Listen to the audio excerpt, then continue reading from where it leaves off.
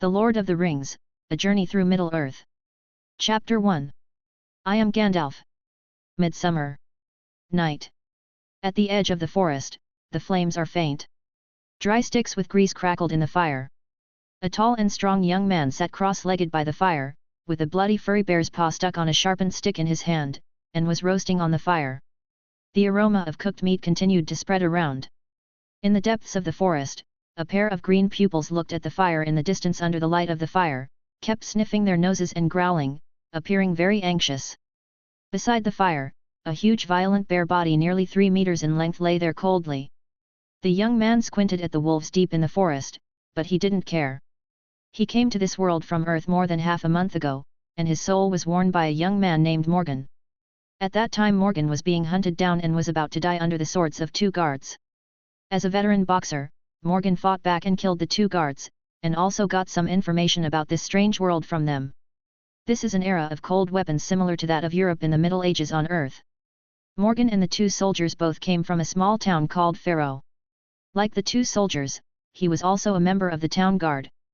The reason why Morgan was hunted down was because the original owner had an affair with the wife of the captain of the town guard, that is, he put a green hat on his immediate boss. Then he was chased and killed by his boss to avenge his personal revenge, and there was the scene where his soul passed through. After killing the 2 guards, the town of Faroe will definitely not be able to go back. After touching the corpse clean, Morgan left the scene quickly. After disposing of his spoils in a village not far from the small town of Faroe. To avoid trouble, Morgan bought a horse and left the village overnight. Because the original owner has been living in the town of Faroe since his birth, his poor memory has extremely limited knowledge of places outside of Faroe town.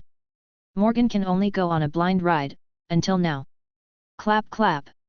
The oil stains that kept coming out of the bear's paws dripped into the fire and made a sizzling sound. Almost ripe.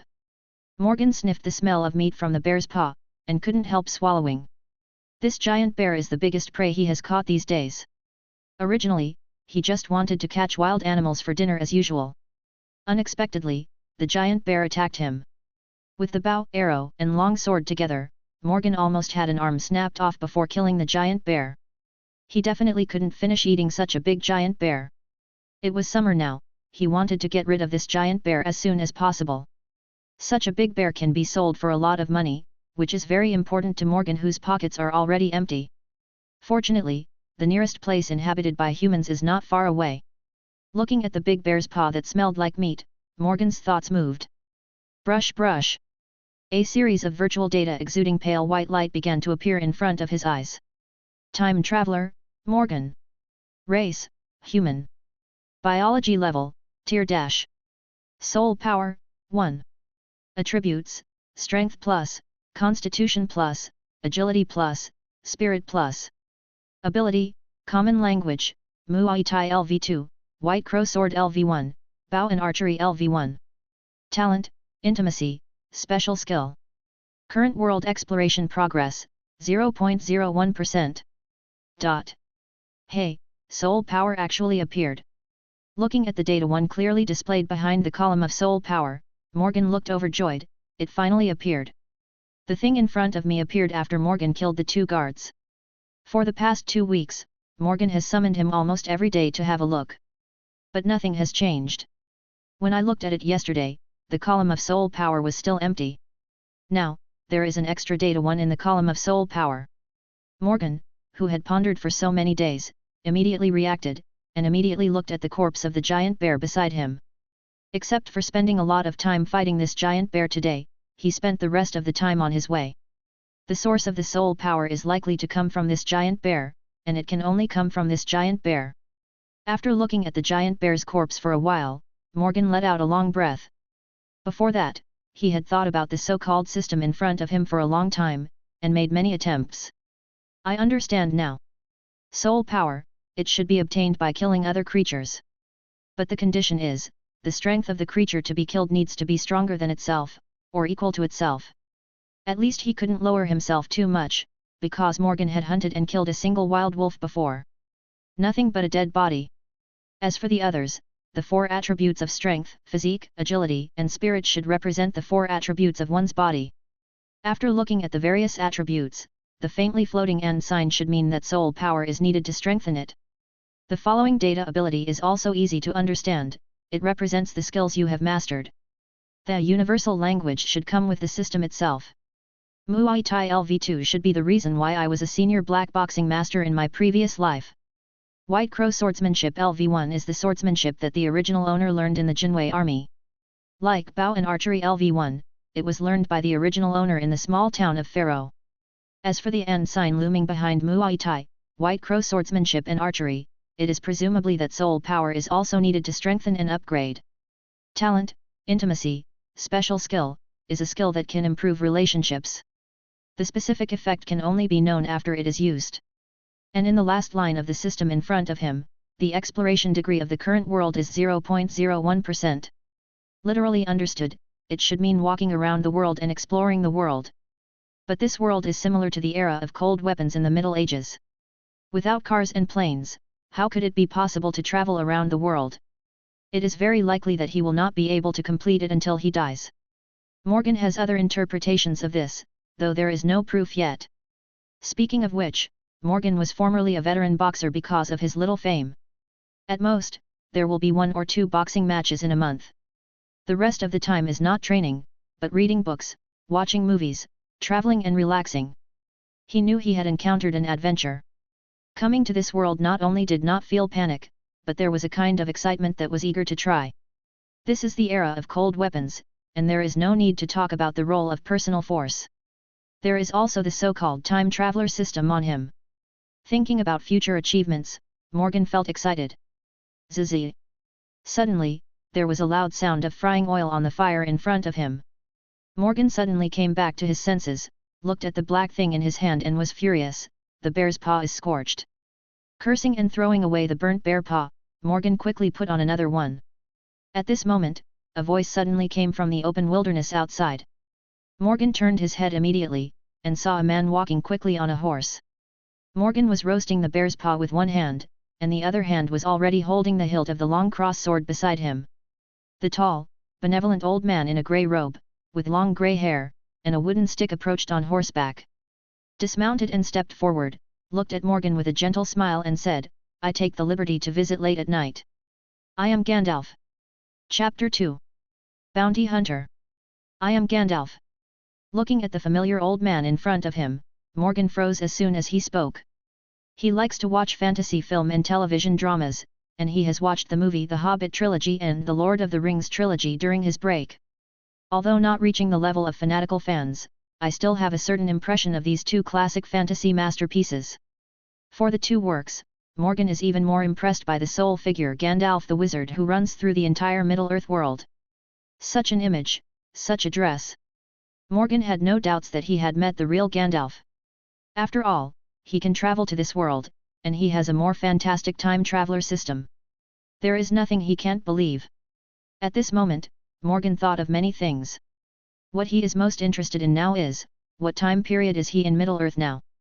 In just a moment, Morgan quickly reacted. Looking at Gandalf, he said casually, "If you can meet, you are a friend. Seeing that you are still on your way so late, you must not have had dinner yet.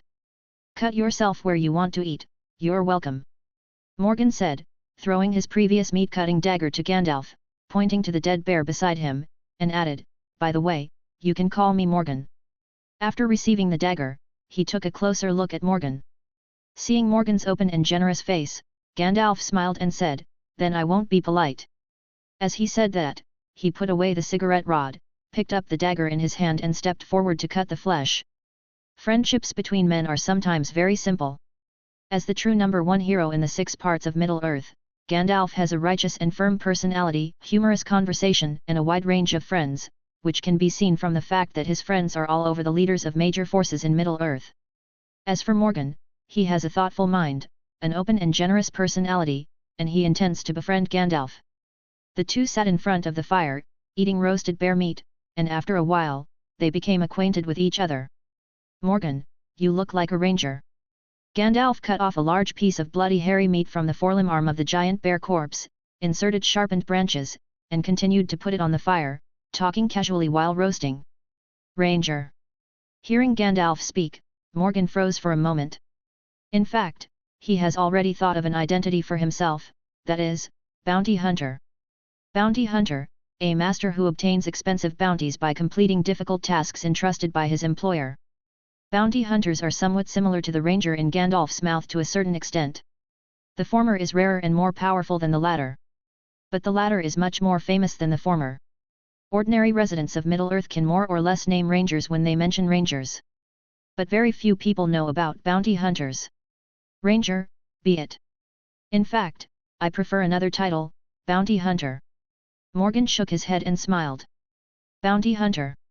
Hearing Morgan's words, Gandalf was slightly taken aback. Bounty hunters are too rare. But looking at the gigantic giant bear beside him, which was nearly 3 meters tall and had just died from the temperature of its blood, Gandalf didn't doubt Morgan's strength at all. A ferocious giant bear with such a stature is far from being able to be dealt with by ordinary people. This just proves Morgan's strength. That's really uncommon. Gandalf looked up at Morgan and smiled. It's really not common, and I haven't met a peer until now. That's right, he put the title of bounty hunter from other fantasy film and television dramas on himself, and decided to use this identity to walk the world in the future. As for whether there are bounty hunters in Middle-earth, he has no doubts. Because the ranger in this world is equivalent to a low-profile version of the bounty hunter. Morgan shook his head and smiled, looked up at Gandalf carefully and asked, "What about you, Gandalf? You look more like a legendary traveling wizard." Seeing Morgan's question, Gandalf smiled and said simply, "As you can see, I am a wizard." A formal introduction, Gandalf the wizard.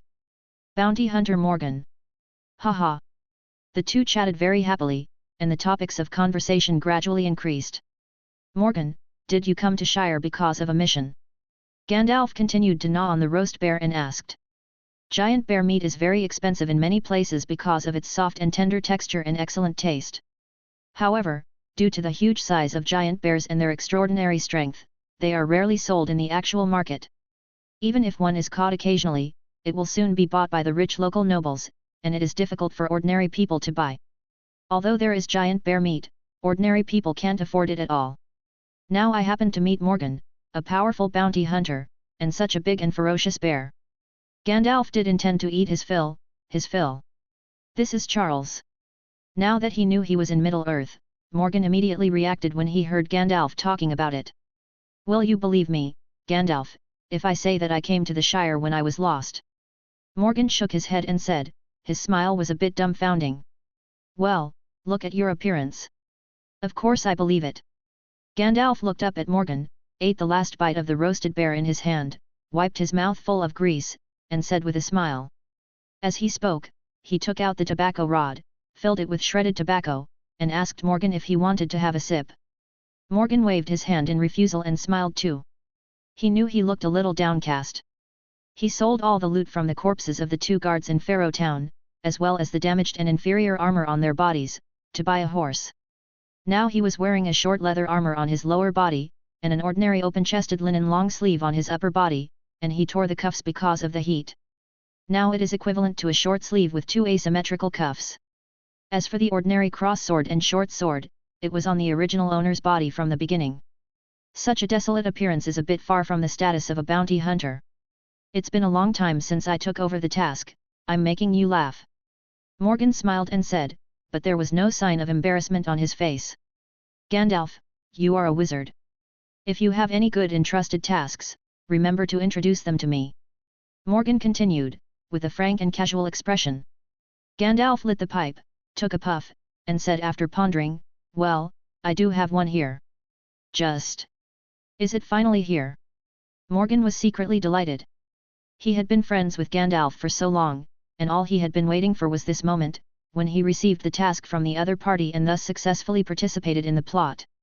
So he resolutely launched the talent special skill Intimacy.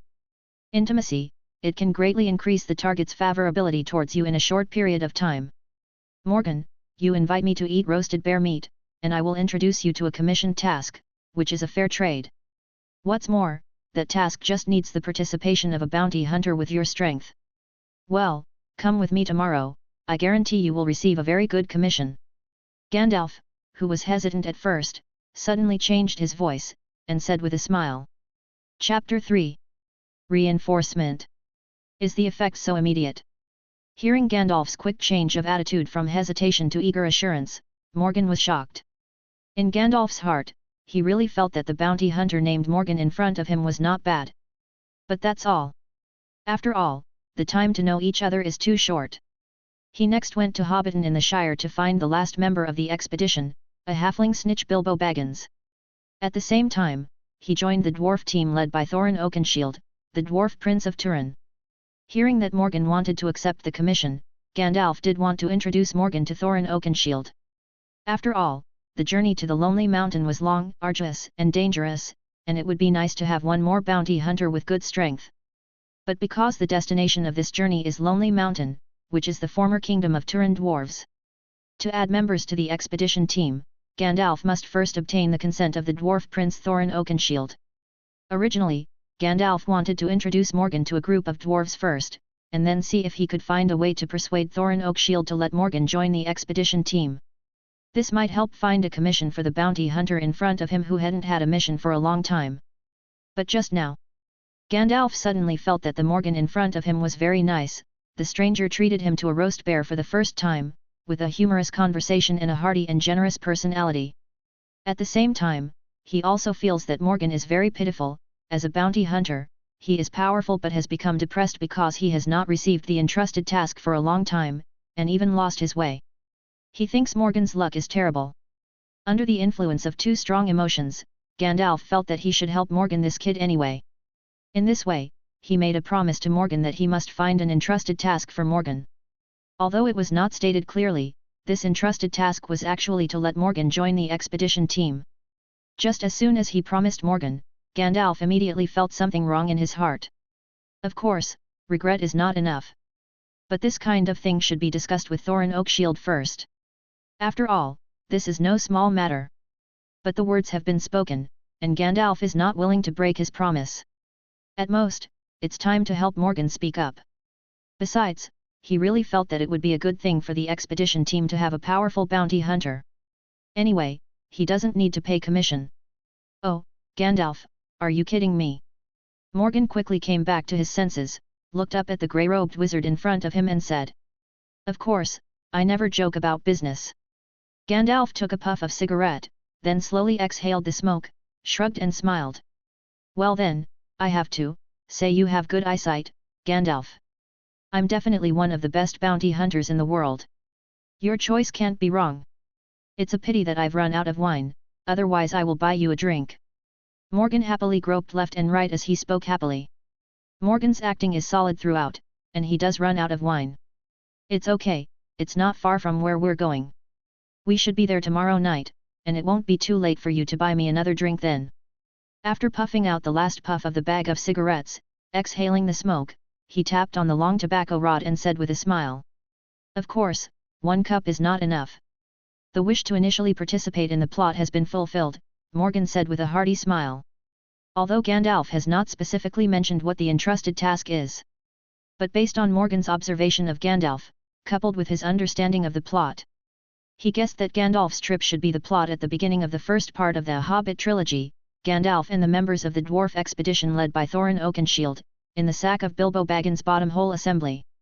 This is also the beginning of the magnificent and epic plot of the entire Middle-earth world. The night was getting darker and they had enough to eat and drink. The two of them didn't talk anymore, and each leaned against the tree trunk behind them and closed their eyes to rest.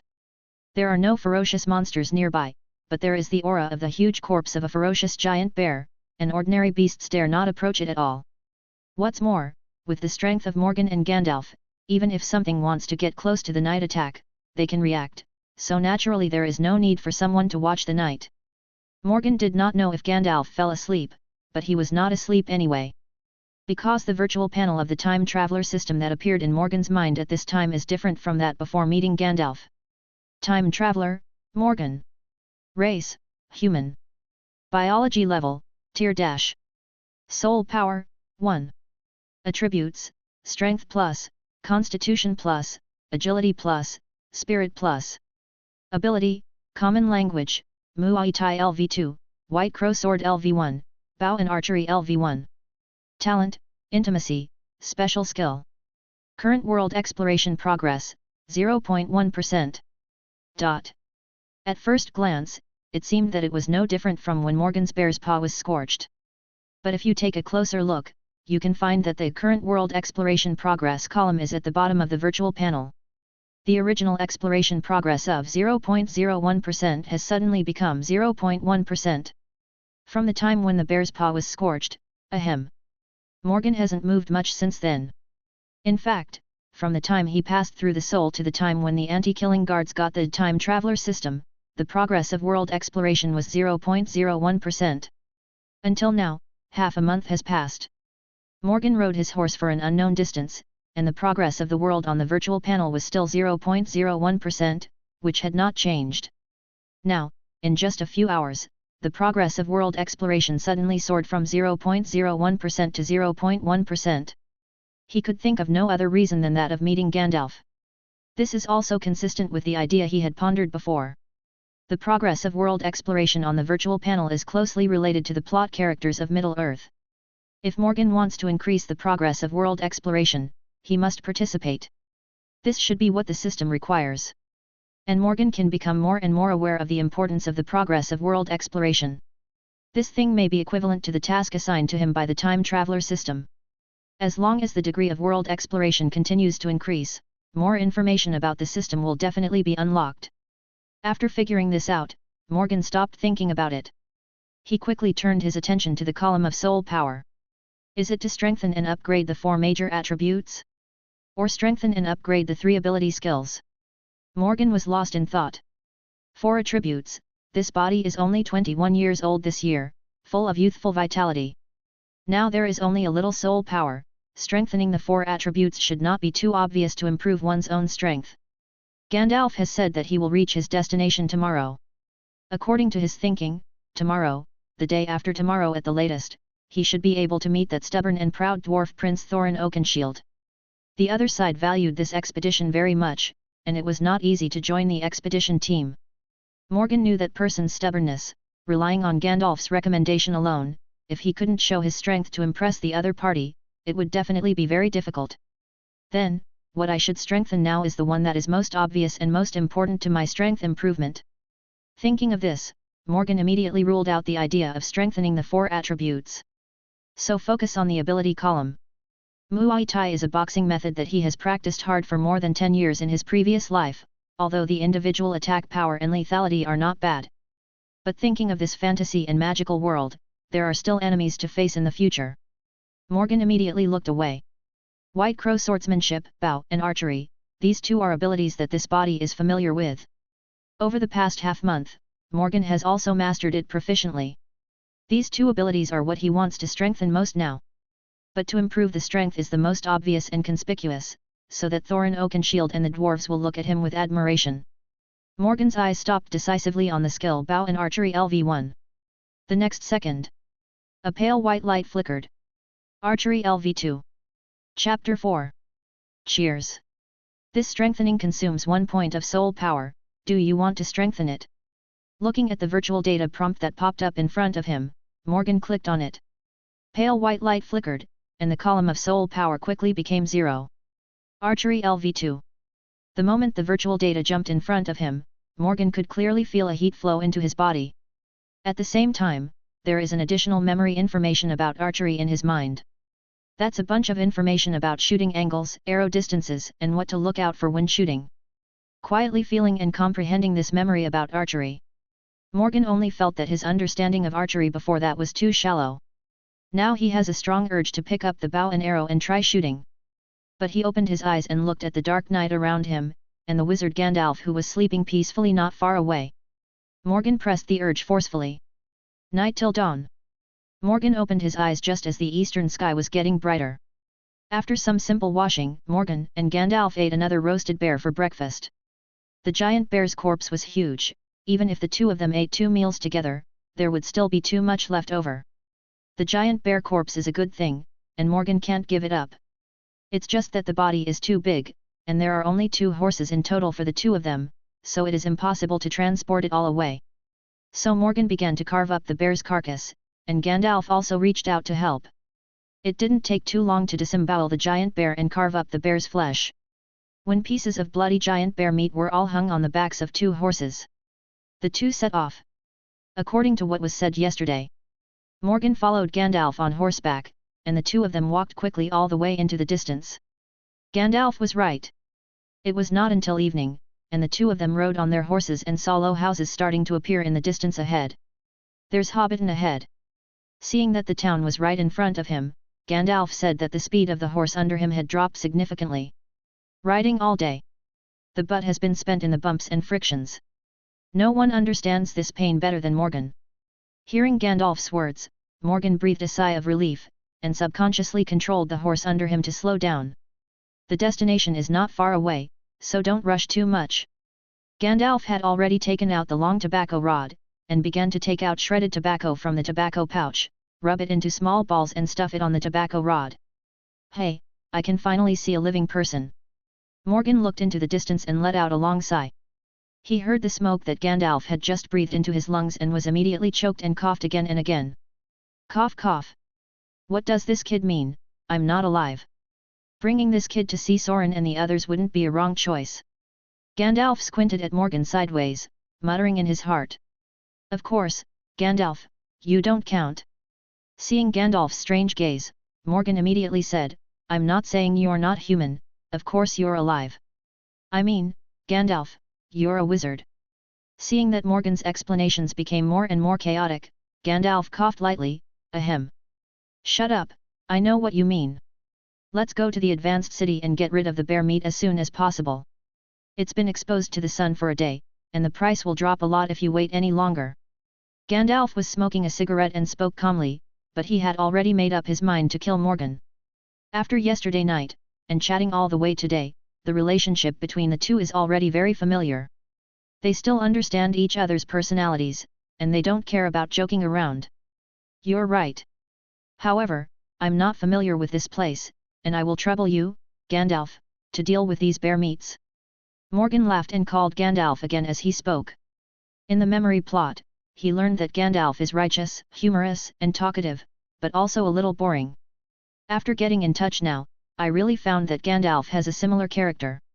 For this kind of character, being generous and honest is the best way to get along and get closer. Morgan has already decided that after dealing with the bear meat, he must treat Gandalf to a big meal and sacrifice his 5 viscera temples. Before this period of time, he almost lived a life like a savage in the wilderness. Although every meal eats wild game. But there is only a small amount of salt, and there is no game without other spices. Because there are no other tableware, only the most basic grilled food is used. After eating for a period of time, I almost felt like vomiting when I saw the barbecue. Even the giant bear meat can only be tasted fresh. Gandalf couldn't deny it, smoking a cigarette. The two rode quickly towards the small town ahead. When the evening glow fills the sky, the two rode into the town. Soon, figures began to appear on the road ahead, very short figures. Morgan knew well that he should have come to the Hobbiton mentioned by Gandalf. Those short people were the aborigines here, hobbits, also called halflings. On the verdant green hillsides and hills, there are delicately shaped bunker-like cabins inlaid with round door frames, scattered all over the place. Green low hillsides, small fences, flowers of various colors, blue stone roads, crystal clear rivers, busy little hobbits, and even smaller hobbits running barefoot in the hillside woods. A peaceful, leisurely, relaxing and beautiful pastoral scenery. Walking into this small town, Morgan felt like he was in a fairy tale world. In his previous life, Morgan had personally been to New Zealand, where The Hobbit and Lord of the Rings were filmed. Although the Hobbiton scenery there is still beautiful, the taste of artificial carving is too strong. But here, all the scenery is so leisurely and natural. Perhaps when I get old in the future, it is a very good choice to settle here for the elderly. The idea that popped up in his mind made Morgan laugh and shake his head. Although it is still very early before retirement, it also shows Morgan's yearning for the beautiful and idyllic environment of Hobbiton. "It's beautiful. I was just like you when I first came." Seeing Morgan looking around, Gandalf leisurely puffed out smoke and laughed. "Is this Hobbiton? Surely beautiful." Morgan looked at it for a while and said with emotion. "Of course, the home of the hobbits is one of the most beautiful places in all Middle-earth. I love these hard-working little guys." After taking the last puff of cigarette in his mouth, Gandalf tapped the cigarette stem on his shoe, wiped it again, raised his head and continued. "Let's go, don't try to sell the giant bear meat if you stand here. Come with me. As Gandalf spoke, he tugged at the reins, turned his head and walked forward. Morgan quickly followed. After an hour. Hobbiton, inside the noisy Blackcurrant Tavern. Morgan and Gandalf sat opposite each other on the wine table, and the tall wooden barrel cups they held in their hands collided vigorously. Cheers. Chapter 5. I really don't want to be handsome. Cheers. Two tall and thick wooden cups collided together, and the cool and overflowing hops splashed. The tempting sound of drinking cows lasted for a while. What? There was an extremely smooth moan. Bang. The thick and large wooden wine glasses were placed heavily on the wine table. Morgan let out a long sigh of relief. Cool. Although the Hobbit's malt beer is far less crafted than the previous life's beer, the alcohol content is also much lower. But because the material is pure wheat grain, and several kinds of fruits are added to make it after fermentation, it can be called ale or fruit wine. The entrance is full-bodied with a hint of fruity aroma, and after being iced, taken out after soaking in the flowing cold stream water. It made Morgan, who lived as a savage for more than half a month, drink it very happily. Not bad, the wine here is much more delicious than the wine in other places. Gandalf wiped the wine stains from the beard around his mouth and smiled. Really good. Morgan picked up a thick piece of smoked sausage from the dinner plate in front of him, threw it into his mouth, and said while chewing. He hasn't had time to taste wine from other places. The original owner remembered drinking wine from the tavern in Faroe Town, and the taste seemed to be even worse. Hobbit beer, he drank it as cider.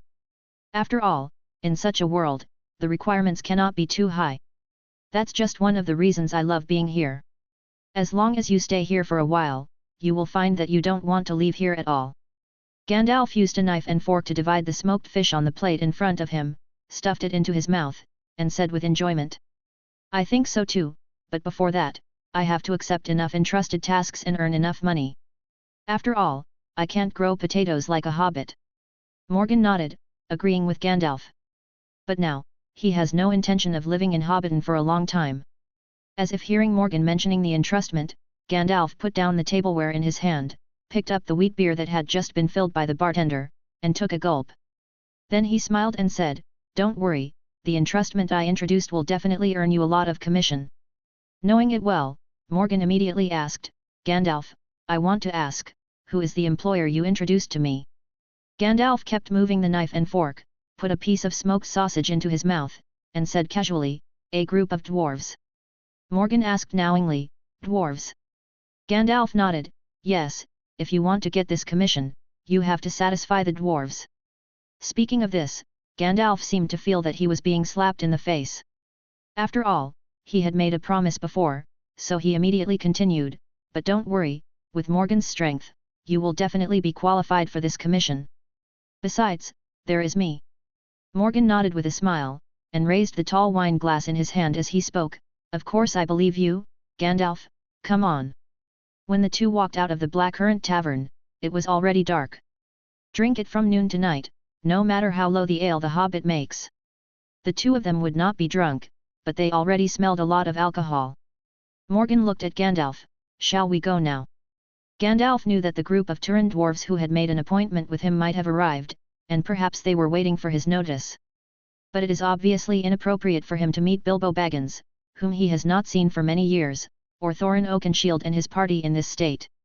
And today is also a little too late in time. After some consideration, facing Morgan's gaze, Gandalf turned decisively and re-entered the Blackcurrant Tavern behind him. Early the next morning, Morgan finished washing and stood in front of the poor-quality glass mirror in the tavern room. It was the first time he really saw his figure clearly. Standing over 6 feet tall, almost 1.9 meters. Tall and strong, with black shawl and long hair tied into a ponytail, thin and well-defined face, and a pair of deep and charming blue eyes. Such a face value, such a high-quality appearance condition.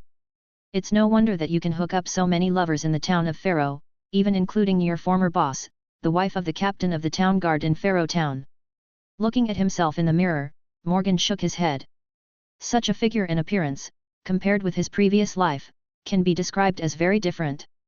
He had an ugly appearance in his previous life, and could even be said to be vicious. But as a senior underground boxer, he is still a little famous, not short of money, and naturally never short of women. So, he doesn't care about his appearance. Now that he has suddenly turned into a handsome man with a good figure and good looks, he really feels a little uncomfortable.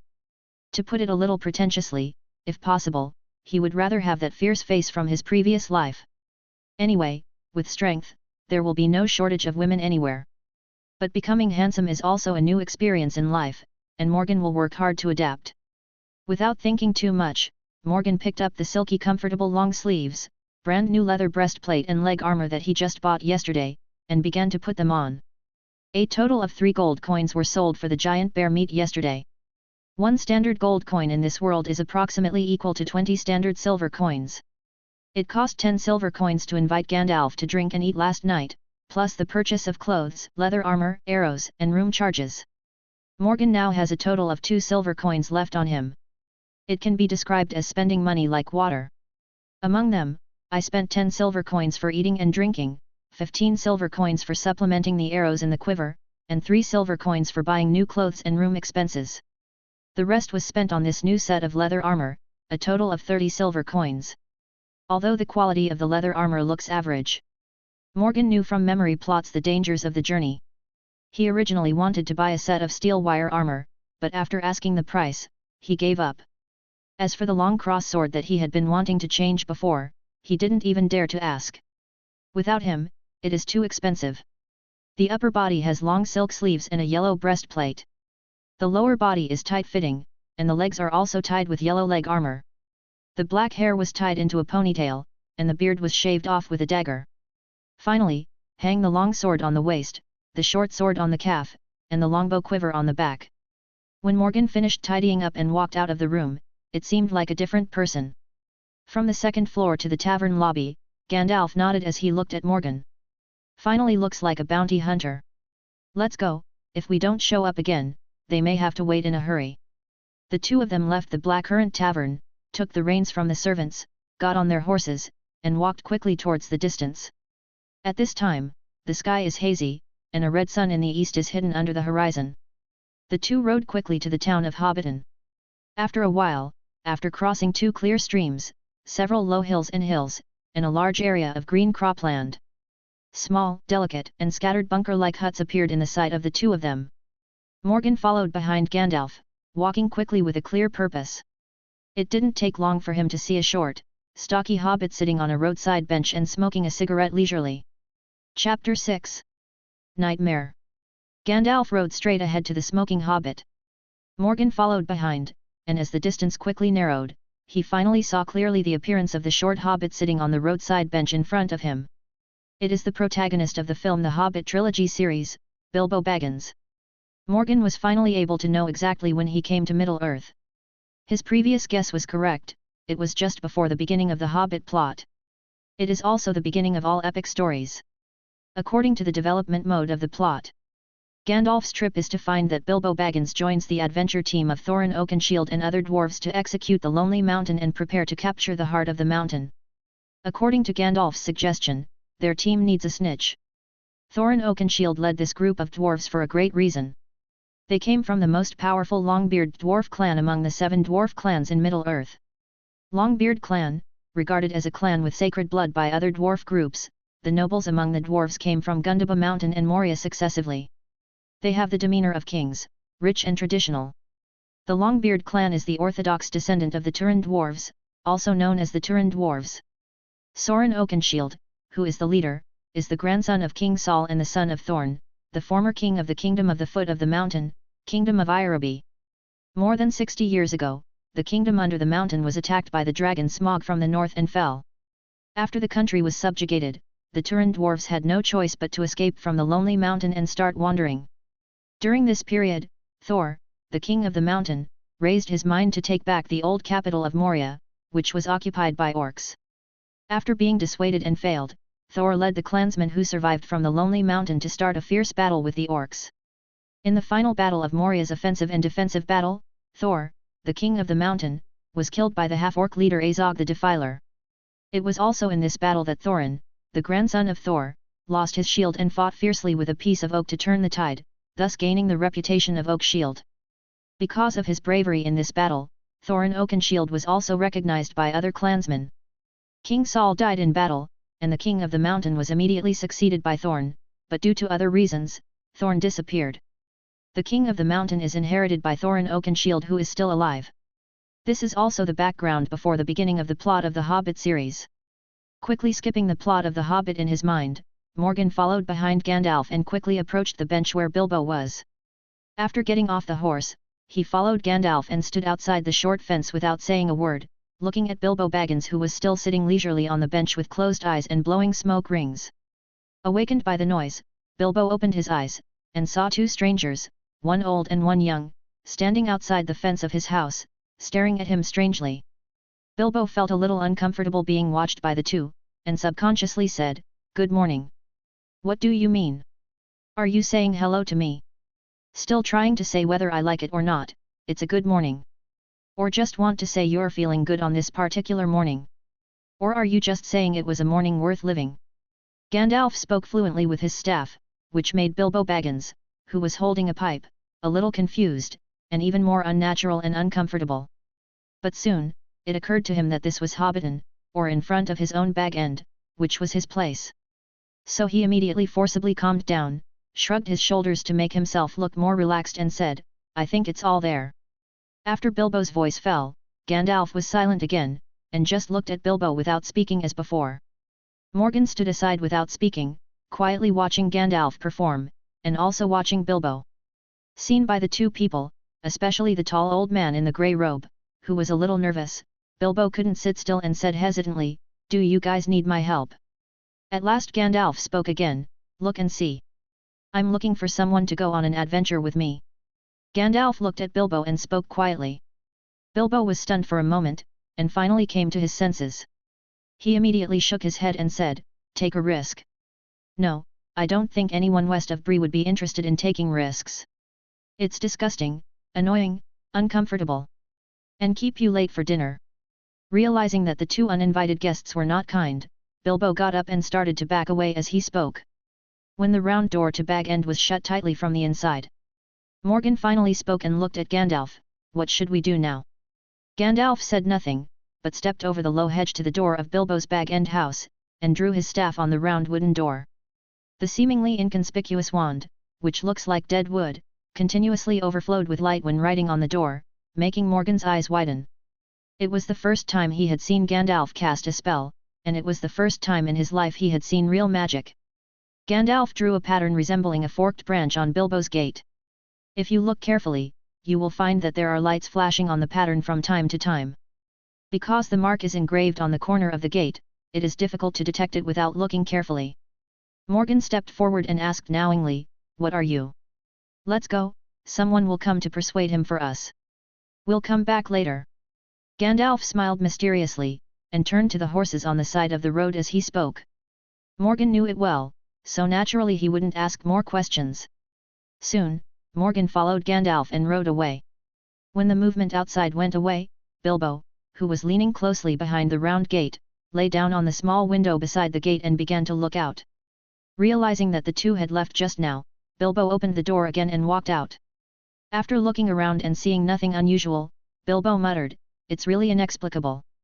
"Then I went back to the house, closed the door, and started humming a song to prepare for today's breakfast.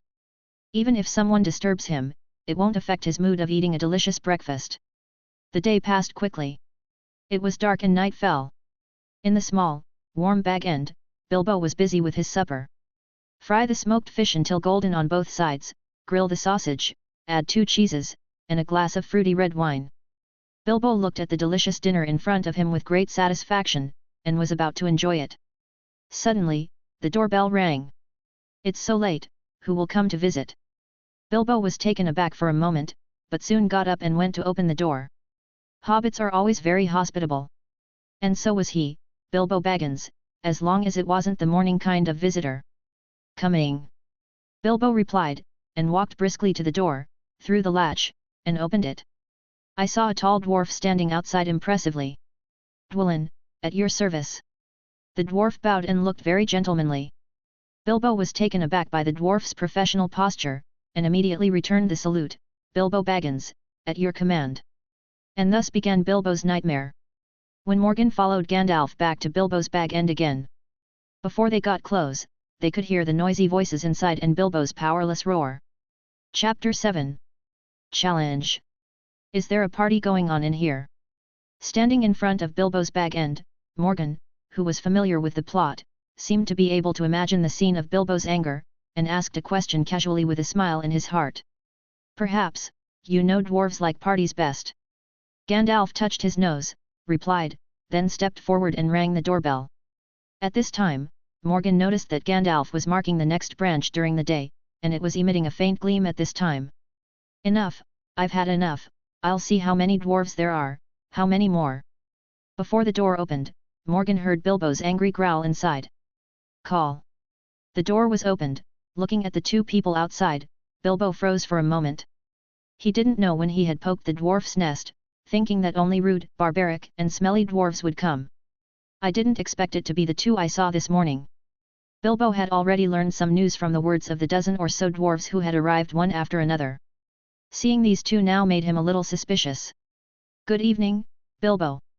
At this time, Morgan, who was standing aside, suddenly said hello. I'm Morgan, nice to meet you.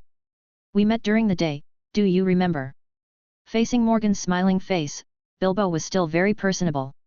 Of course, it might just be because the group of dwarves in the room were brutal and rude. In contrast, these two are indeed much more polite. Bilbo forced a smile and said, of course. Walk into the room.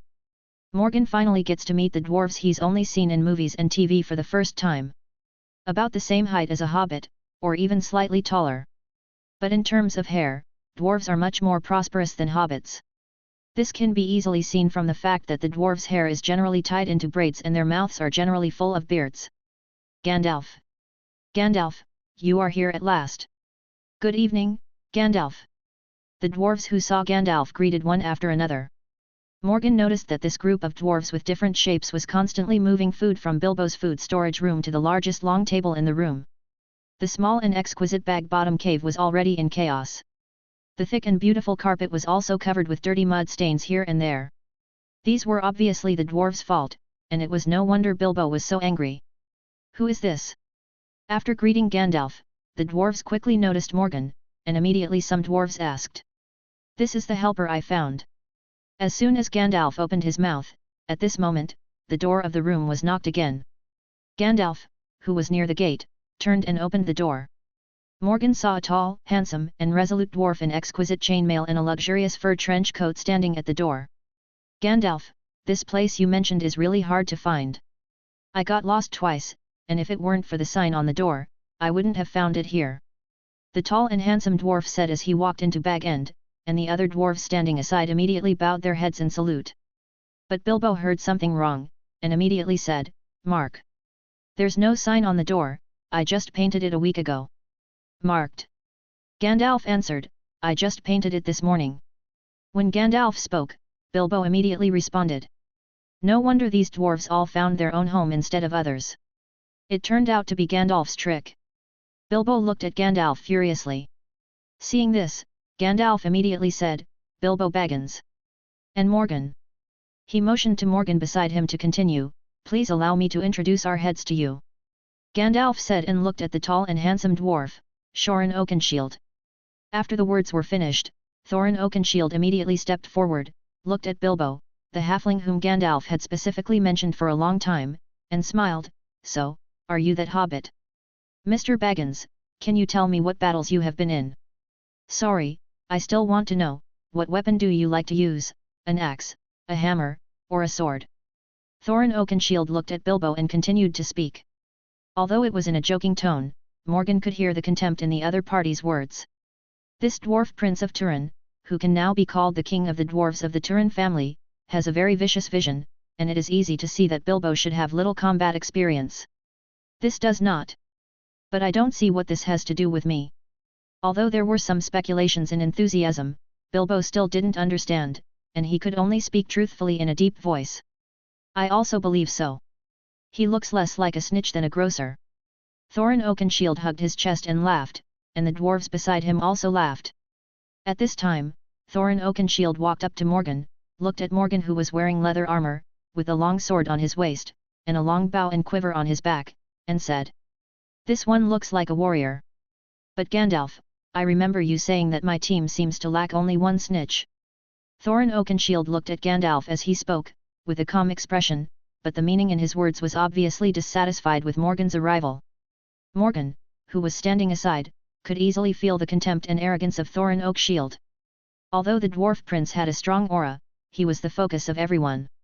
But as a black boxing master who had been undefeated for 2 consecutive years, Morgan, who came to this world with a system, was equally proud. Morgan was no Bilbo who knew nothing about being so slighted by Thorin Oakenshield. Before Gandalf could speak, Morgan spoke first. Introduce yourself, Morgan, bounty hunter.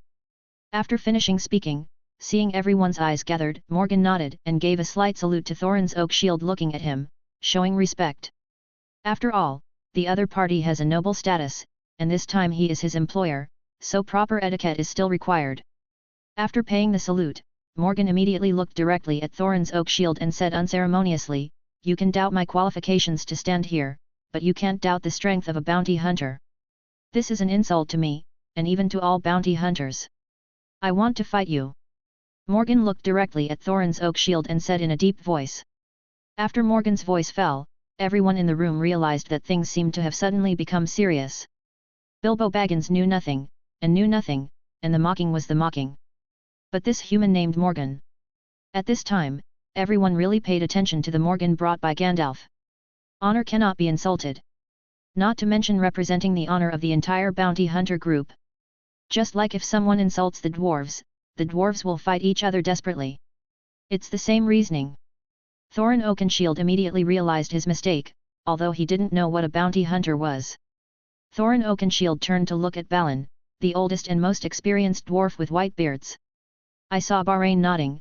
Obviously the other party knew about the bounty hunter. Facing the angry and menacing Morgan, Thorin Oakenshield couldn't back down, so he said in a deep voice, "Okay, I accept your challenge." Chapter 8. Winning or losing? Feel sorry. I don't intend to insult you, let alone the bounty hunter. I accept your challenge. Realizing the mistake he made, Thorin Oakenshield was upright and immediately apologized. But Morgan's challenge in front of him is also an insult to him. Thorin Oakenshield has a noble status. If he refuses the opponent's challenge, it will be a disgrace to the entire Turin dwarves. There's no gain in winning, because that's what it should be. His identity and blood status determined that he must win. But if you lose, it will be even more serious. So regardless of whether Thorin Oakenshield won or lost, it would be an insult for Morgan to openly challenge him. Although Morgan has enough reasons.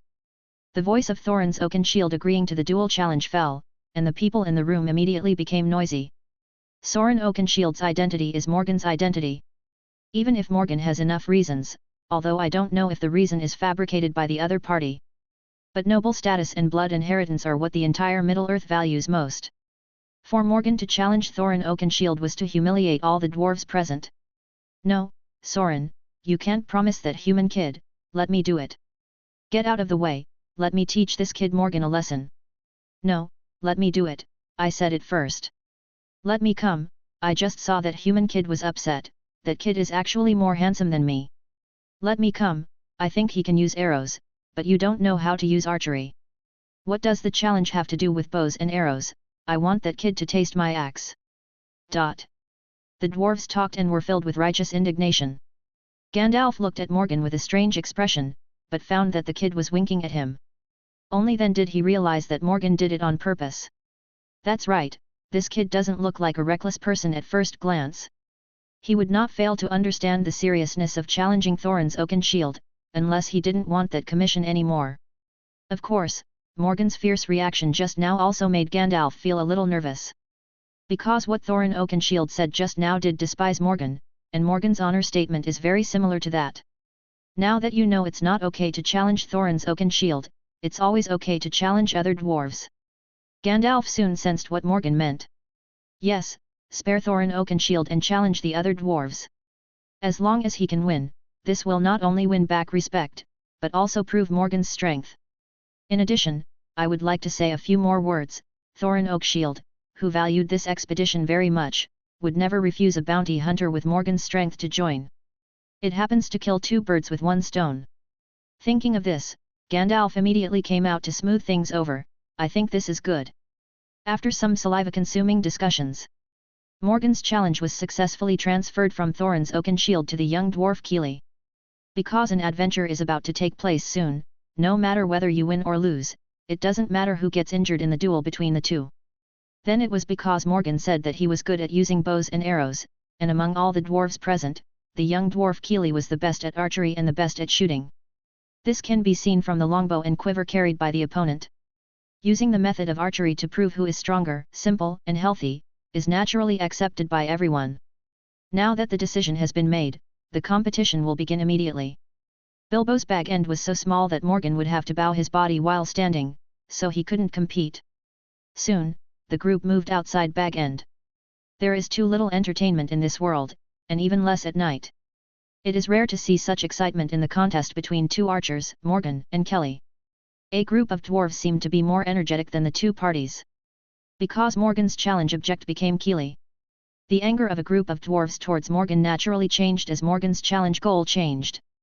After all, their dwarf king, Thorin Oakenshield, was rude first. Morgan is willing to let it go and not care about it. Although the dwarves are not very grateful, they definitely don't have any anger or hatred. The dwarves are quick-tempered and straight-hearted, and this kind of character also means that they are straightforward. As long as they don't offend them, they are still willing to reason. The challenge turned into hilarity. A group of dwarves who are very good at joining in the fun naturally have an attitude of joining in the fun. Soon, a bet was raised on who would win between Morgan and Kelly. Because the dwarves knew more about Keely's strength, those who pressed Keely won quickly accounted for the majority. But Morgan has an extraordinary temperament, and in addition to the very rare bounty hunters in Middle-earth, they have just heard the story of the bounty hunter briefly told by the white-bearded dwarf Balin. The dwarves couldn't help but have a certain confidence in Morgan, and they pressed on Morgan. When the dwarves asked about Gandalf, Gandalf happily took out a bag of money and put it on Morgan without even thinking about it. Morgan was brought by him, and he must trust Morgan. What's more, the giant violent bear that Morgan killed a day ago already showed Morgan's strength. Gandalf must have pressed Morgan. Except for Thorin Oakenshield, who was present, did not join in the fun and make a fortune. Even Bilbo Baggins, who was really watching the excitement from the beginning to the end, was encouraged by the dwarves to make a bet, and he also bet on Morgan. After the betting was completed, Morgan and Kelly began to discuss how to compete. Keely was a handsome young dwarf, with the same black hair as Morgan. It's just that Keely's black hair is messy, while Morgan's is tied into a ponytail. The two each set a way to compete, but it was obviously not very good. At this moment, a bird's cry suddenly came from the woods a little far away. Morgan's eyes lit up, he had an idea, and immediately said, "Shall we shoot birds?" After hearing this, Keely immediately looked towards the dark woods, weighed his grasp secretly, and nodded in agreement. "I agree, then shoot birds." The two parties determined the method of the competition, and all the dwarves began to look forward to it. Morgan and Keely didn't say who came first, they took their bows and arrows from their backs, and arrows from their quiver. Because the bows and arrow tail feathers of the two sides are different, the arrows shot will be easily identifiable at that time. Although it is night at this time. But there are a large number of stars shining in the sky, and the sky is so hazy that you can barely see them. The two of them drew their bows and set their arrows, their faces calm and their gazes into the distance. No one in the group of dwarves behind them dared to speak loudly for fear of affecting the two of them. The distance between Morgan and Kelly is not too far. It was in the wild at this time, and the surroundings were quiet. The two of them could almost hear each other's breathing when they held their breaths. Since it was a competition, neither of them dared to be careless. When the breathing began to calm down, suddenly a bird song came from the woods ahead again. Keely's eyes lit up, and the long-awaited arrow in his hand shot out with a swish. The next second, a shrill bird song was heard. Keely looked happy, and then a happy voice came from behind, "It's shot." But knowing that Morgan didn't make a move, the voice quickly disappeared. Morgan's face was calm, and the news of Keely's shooting couldn't distract him at all. Knowing how loud and scolding he was in the underground boxing ring in his previous life, he could maintain absolute concentration. Let alone now. Slightly narrowed eyes scanned the woods ahead carefully. The LV2 level of archery gave Morgan a much better understanding of bows, arrows, and archery than ordinary archers. You must know that he had practiced Muay Thai for more than 20 years in his previous life, and he only had LV2 in the system. From here, we can see how strong the Time Traveler System's empowerment test enhancement is. At this moment, a group of black shadows suddenly flew up in the dark woods. It's now. Morgan's gaze was as swift as an eagle's, followed closely behind, the bow and arrow in his hand suddenly pulled to the maximum arc, and his fingers flicked. Whoosh! The arrows roared through the air and shot straight ahead. Chapter 9. Welcome to the team. Whoosh! The arrows shot towards the woods in front of them rapidly. The moment he loosened his fingers and shot the arrow, Morgan suddenly had a very strong premonition. This arrow must hit. This is not Morgan's blind metaphysical premonition, but the ability brought by LV2 level archery. He feels in control of every arrow he shoots. This is an ability that every archer who has reached level 2 archery can naturally master. Morgan could clearly feel the moment when he shot the arrow. The dwarf Kili, who was not far away, was obviously short of breath. It should be said that among the people present, the most nervous one should be Morgan himself. However, Morgan, who was a contestant in his previous life and had experienced all kinds of big scenes, didn't know what it was like to be nervous. When he came to the competition field, he could arouse his fighting spirit and focus more. Morgan wasn't nervous. Naturally it was the young dwarf Kili's turn to be nervous. Just like in the previous life, no matter what the game was, no matter how good the pre-match slogan said, friendship first and competition second, they actually knew what was going on. As long as you can win, who the hell cares about friendship? As long as it is a competition, there is no one who does not want to win. They were all men, and there were so many people present. In front of the Dwarf King's uncle Thorin Oakenshield and a group of dwarf brothers. In terms of bows and arrows, which he is best at, Kili is naturally unwilling to lose to this human Morgan. The same is true for Morgan. This competition is a great opportunity to show their strength. It is not only related to his dignity, but also related to whether he can successfully join the expedition team. I gonna go see. Morgan shot an arrow, which meant that the competition was over, and now it depends on the result. Among the dwarves behind, those who were more impatient and eager to know the result immediately ran to the woods not far away. It didn't take long for the two of them to walk back with an arrow each. Both arrows hit the bird, an unlucky bird the size of a man's palm, completely black. Only one arrow hit a bird. And the other arrow hit two. The arrow of this arrow was so powerful that it shot through the bodies of the two birds, just like hanging skewers on a barbecue. I'm coming. Who loses and who wins? Did Kili win or did Morgan win? Both shot. Wow, who is this, who actually shot two birds with one arrow? As soon as the two dwarves who picked up birds came back, the dwarves who were watching the fun immediately went up to them and started talking about it. Get out of the way, you need to compare the arrows to know who wins and who loses. The dwarf with the bird came over, and Morgan and Kili followed suit. At this time, everyone gathered around.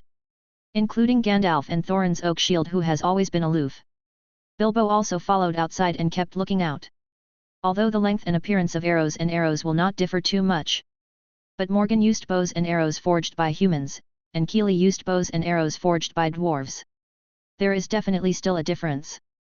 In fact, in the eyes of the two archers, Morgan and Kili, they could recognize the arrows they used almost at a glance. This is the simplest observation. But other people who don't know how to use bows and arrows naturally don't understand. In order to make everyone more clear at a glance, this is the need for comparison. When two arrows strung with birds were placed in front of the two parties. With just one glance, Morgan recognized that the arrow that hit two birds with one stone belonged to him, and he finally breathed a sigh of relief. He used a little caution in the competition before. With the bow and arrow skills of the two of them, shooting a bird in such an environment is actually nothing. The higher the attainment of bow and archery, the competition is not just pure archery ability, but more patience. Morgan's cunning is that he let the dwarf Kili make the first move. The moment the bird is shot is bound to startle other birds flying around. This will give him the opportunity to kill two birds with one stone. Only in this way can he win the competition with an undisputed result. Otherwise, if both of them only hit one bird, how would they win or lose?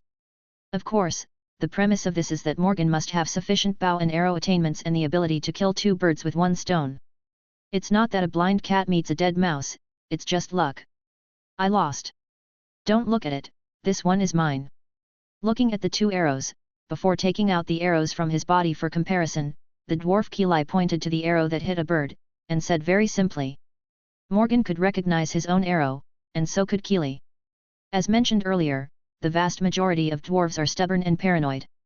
But it is also straightforward, bold and straightforward. Win is win, lose is lost. He, Keely, was no dwarf who couldn't afford to lose. Morgan's archery skills are indeed better than mine. Keely looked at Morgan and smiled. Although he was a bit reluctant, he still admitted that he had lost, which was very generous. Just luck. You know, that arrow of yours scared all the birds in the woods away. So. Morgan was even more straightforward, not only humbly admitting that it was luck, but also explaining the reasons. Such a large step was handed over to Keely, and it was difficult for Keely to have any opinion on him. Sure enough, after Morgan's voice fell, Keely smiled immediately, and the depressed look on his face was obviously relieved. Morgan, you don't need to comfort me. In such a night environment, if you want to wear two clothes, you can't just do it by luck. I hope to have the opportunity to compete with them again in the future. Keely shook his head and spoke, with a shy smile on his face. After all, for the young and inexperienced dwarf Keely, it is a bit embarrassing to ask a human being who has just known him for less than half a day about archery. There must be a chance. We're friends, aren't we? Brother Morgan patted Keely on the shoulder and laughed. Not to mention that Morgan is enjoying Keely's adulation. The two sides of the bet decided the outcome. The dwarves gathered around to gamble quickly cheered and wailed. Press Morgan to win and grin. Did you win the sale batch? Dwarves have always been straight. Morgan and Keely won the contest cleanly and neatly, and there was no arrogance after winning. It's hard to get others to hate it. It was Thorin Oakshield, Keely, who was so energetic in chatting with Morgan after losing to Morgan. I also have to admit that Morgan, a human being, is really good. He attaches great importance to this expedition to the Lonely Mountain, almost putting all his eggs in one basket.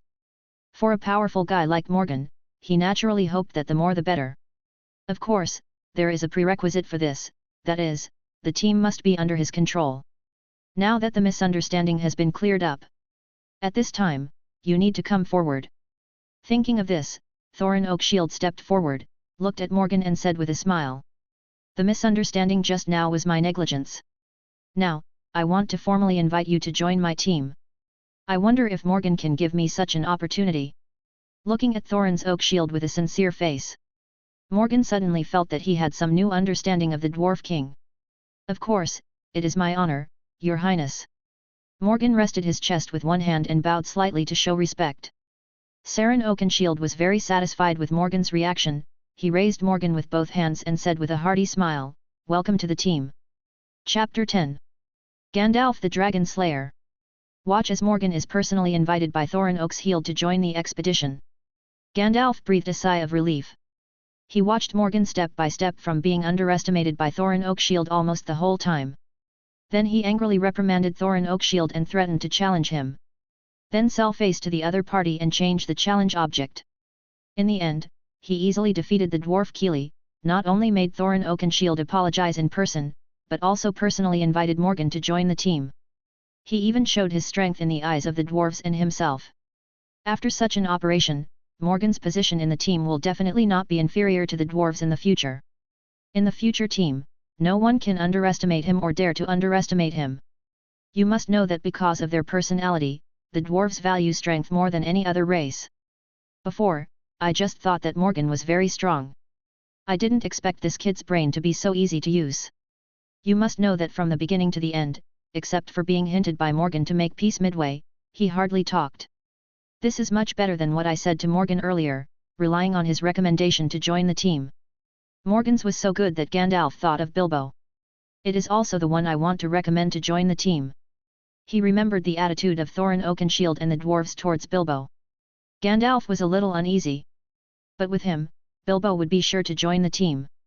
It's just that before that, the little guy has to agree first. Thinking of this, Gandalf took out the tobacco rod again. Go back to Bilbo's bag end. A group of dwarves have not fully recovered from the competition just now, and are still in high spirits. Even Bilbo, who had been depressed all the time, was in a much better mood after winning money and being infected by the lively atmosphere. The party that was just unfinished continues. Watching a large amount of various foods and drinks being moved out of the food storage room. Bilbo was gritting his teeth to comfort himself, since it's unavoidable, it's better to be more generous, and it can also show the hobbit's hospitality. Thinking about it this way, Bilbo's bleeding heart seemed to feel a little better. Soon, the long table used for the banquet was filled with all kinds of food. Looking at a dozen kinds of food such as smoked fish, bacon, smoked sausage, smoked ham, cheese, white bread, dried tomatoes, dried persimmons, dried mushrooms and so on. In addition, there are several types of wine such as red wine and fruit wine. Morgan finally has a certain understanding of the Hobbit, no, Bilbo's family background. This is not a food reserve that ordinary families can have. The dwarves quickly filled the table with a predatory move. A group of dwarves sat down, and Morgan sat beside Gandalf. The dwarves don't pay much attention to dinner, they start eating when they sit down. Morgan is also welcome. In this world, you don't pay attention to such things as weight loss. It is considered pretty good for an average person to have enough to eat a few meals a day. Morgan has a lot of plot memories in his mind, and knows that there will be many hard days on the next expedition. If you don't eat at this time, when will you eat? Smoked fish, bacon, smoked ham, smoked sausage, cheese. Morgan munching on a variety of high-calorie foods. Fruit wine and wine are also available. Not to mention, the taste of these bacon has a special flavor. Anyway, Morgan thinks he can eat for a long time. Although Morgan was drinking heavily and eating meat, he was much better than all the dwarves when it came to eating. The dwarves not only sang loudly while eating, but also danced on the table. At this time, on the dining table, a young dwarf who was about the same age as the dwarf Keely, but slightly shorter than him, with a full head of blonde hair and several braids, was twisting his buttocks in the middle of the long table. The surrounding dwarves were waving their knives and forks and making various noises as they slapped the cutlery, laughing and shouting to cooperate. Fortunately, Morgan just had a big meal to fill his stomach to 70 to 80%, and at this moment he really didn't have the intention to continue eating. So he held a tall wooden barrel cup full of fruit wine, and sat on the bench like Gandalf, watching the excited performance of a group of dwarves. It's very interesting. Once you get to know them, you'll love them. Gandalf raised his glass and touched Morgan, and said with a smile. Although it's noisy, it's really not bad. I think as long as I'm with them, I'll never be bored. Morgan took a sip of fruit wine and nodded.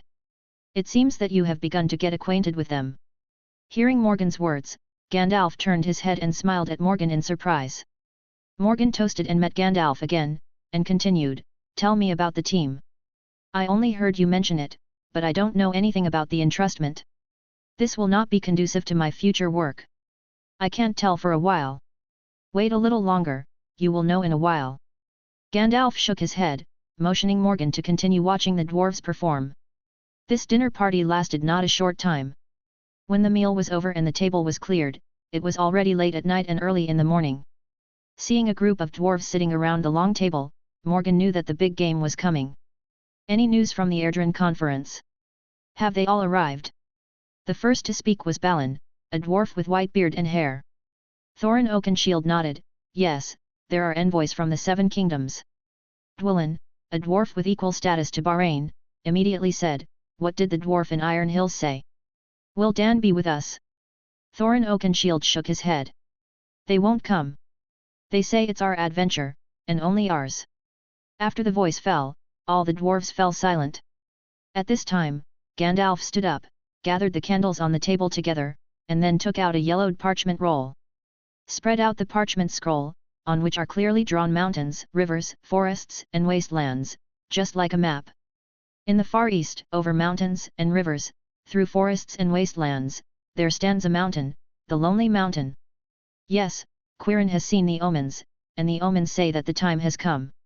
When the dodo flies to the Lonely Mountain, as prophesied.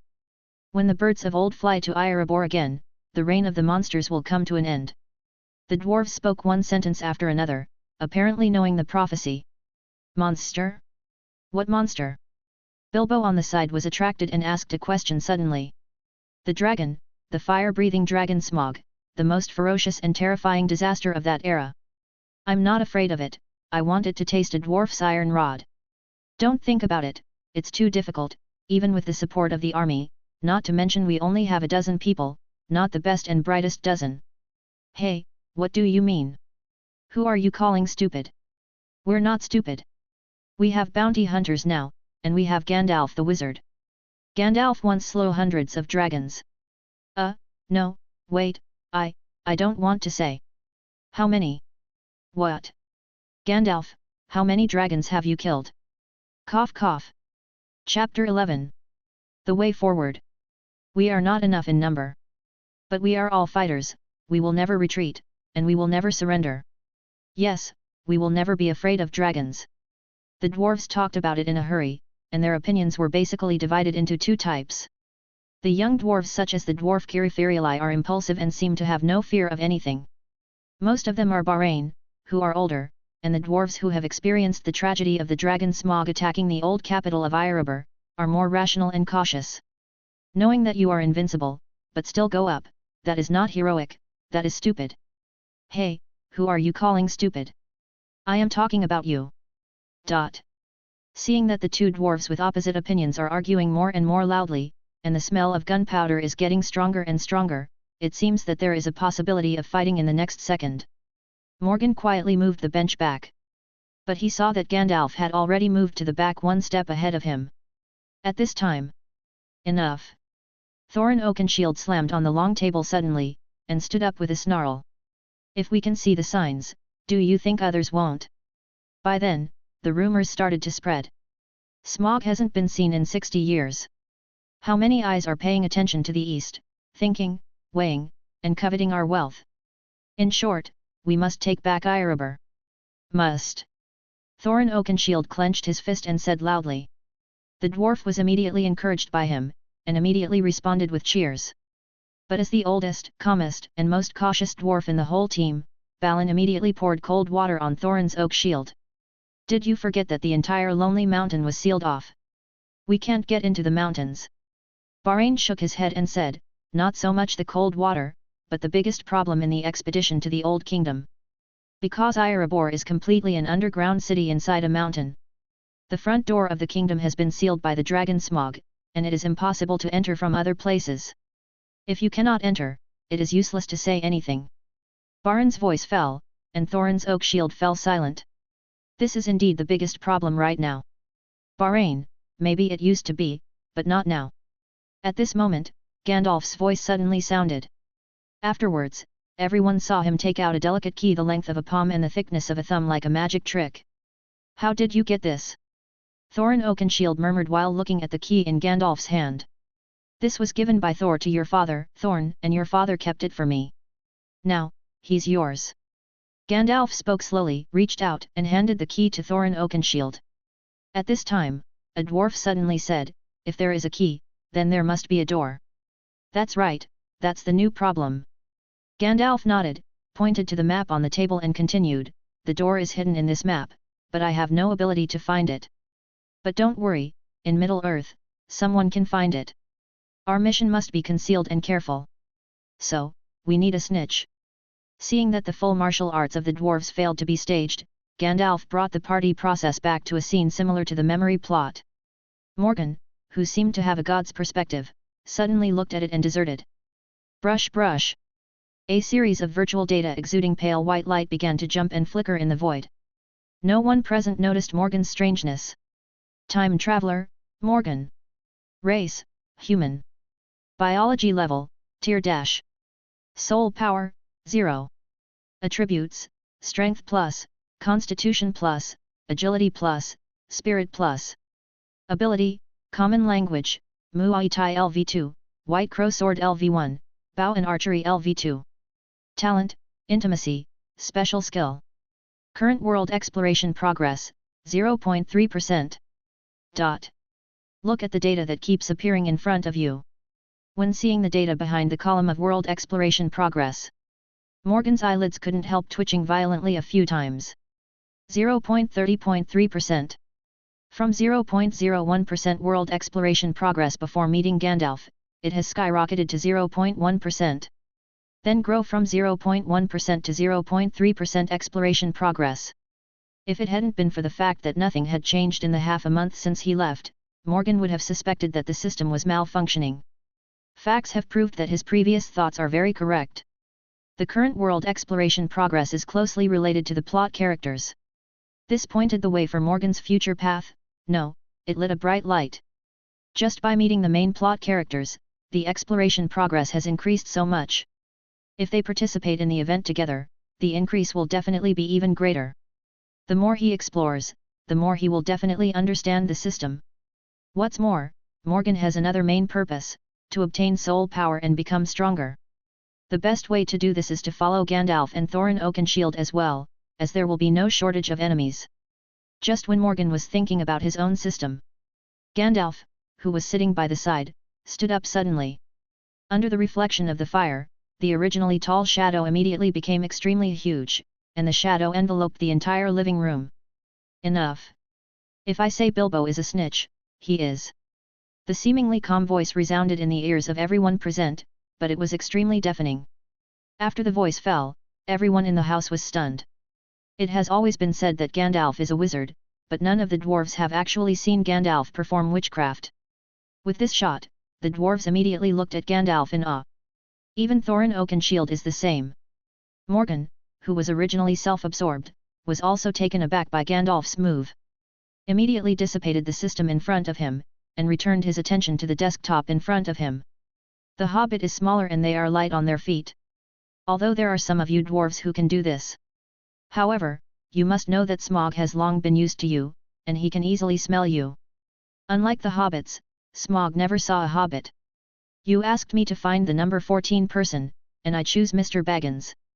His ability far exceeds his appearance, and he can make more contributions than you or even himself know. So, you must trust him. Gandalf sat down again, and Morgan quickly understood the cause and effect from his words. The dwarves despise Bilbo, but Gandalf recommends it wholeheartedly. Very well, we will do as you say. Thorin Oakenshield looked at Gandalf for a while, and finally seemed to be convinced. But Morgan, who was paying attention to Thorin Oakenshield, knew based on the plot in his memory, Thorin Oakenshield still didn't trust Bilbo, he just trusted Gandalf and gave Gandalf face, that's all. Take out the contract, and Morgan's copy. Chapter 12. The story begins here. The contract the dwarves gave Morgan was improvised. Bilbo's contract was drawn up in advance because Gandalf had said it from the beginning. However, due to Morgan's joining, some changes were made to Bilbo's commission. The commission originally promised to Bilbo, which was 1/14 of the total income, was temporarily changed to 1/15. And Morgan's commission, because the dwarves can't afford more money temporarily. So like Bilbo, it became 1/15 of the total proceeds. As for why the total number of people in the team is 16 this time, but only 15 people participate in the revenue sharing. Morgan didn't know, and didn't ask much.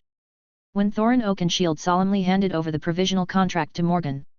After reading it quickly, Morgan simply signed his name on the final signature. Bilbo, on the contrary, after reading all the terms of the contract, he hesitated at the last moment of signing. For a hobbit who had never been too far from Hobbiton since his birth. Leave your own warm home, leave delicious breakfast, lunch, dinner, and the leisurely and comfortable bag end. It does take a great deal of courage to venture into dangerous, toilsome, and dirty adventures. Finally, Bilbo shook his head and said he needed to think about it, and went back to his room. It was not only Morgan who saw that Bilbo had lost his mind for adventure. Gandalf saw it too. So, as soon as Bilbo left, Gandalf followed. It was dark at this time. The dwarves who had been making a fuss all day also began to yawn. Tomorrow, I have to get up early in the morning. Bilbo's bag end was too small for any extra beds. The dwarves can only sleep on the floor or find their own way. Fortunately, it was still summer at this time, and the weather was hot, so it didn't matter if he slept on the ground. Morgan just sat on the bench, lying on the dining table, and slept like this all night. Early the next morning, when Morgan woke up, he saw a group of dwarves getting ready to go. After a simple wash, Morgan led the dwarves to specially prepare pony with stronger endurance and stronger load for this trip. His and Gandalf's horses had been disposed of yesterday. Morgan led the horse to Gandalf, who was looking at the sun with a pipe in his mouth, and asked, "Isn't Bilbo going?" "Why, you think Bilbo doesn't want to go, too?" Gandalf turned his head, looked at Morgan and asked. "Well, that's not true. I just think it takes a lot of courage for an ordinary person to drop everything he has now and take risks with us. Of course, I trust you more, Gandalf." Seeing Gandalf's thinking eyes, Morgan patted Gandalf's shoulder and smiled. Bilbo was not up yet. Thorin Oakenshield was not prepared to wait any longer. The dwarves have cleaned up everything they messed up in Bag End yesterday. The group rode on the pony and left Bilbo's house. Of course, the contract given yesterday remained. If Bilbo wanted to, and if Bilbo didn't wake up too late, he could catch up with them all. The late summer sun is not harsh. Walk on the tall tree-lined path. A group of dwarves chatted and talked about Bilbo. Soon, the gamble was being played again on whether Bilbo would catch up. Morgan also really saw what the dwarves were capable of, they always seemed to have fun. Boffer, a dwarf who loves fur hats, spoke first. I bet Mr. Baggins won't follow, because he doesn't dare. Which of you dares to bet with me? Philly, the young dwarf with a full head of golden braids, immediately shouted dissatisfied, Hey, everyone knows that Mr. Baggins will not come, you are so unfair.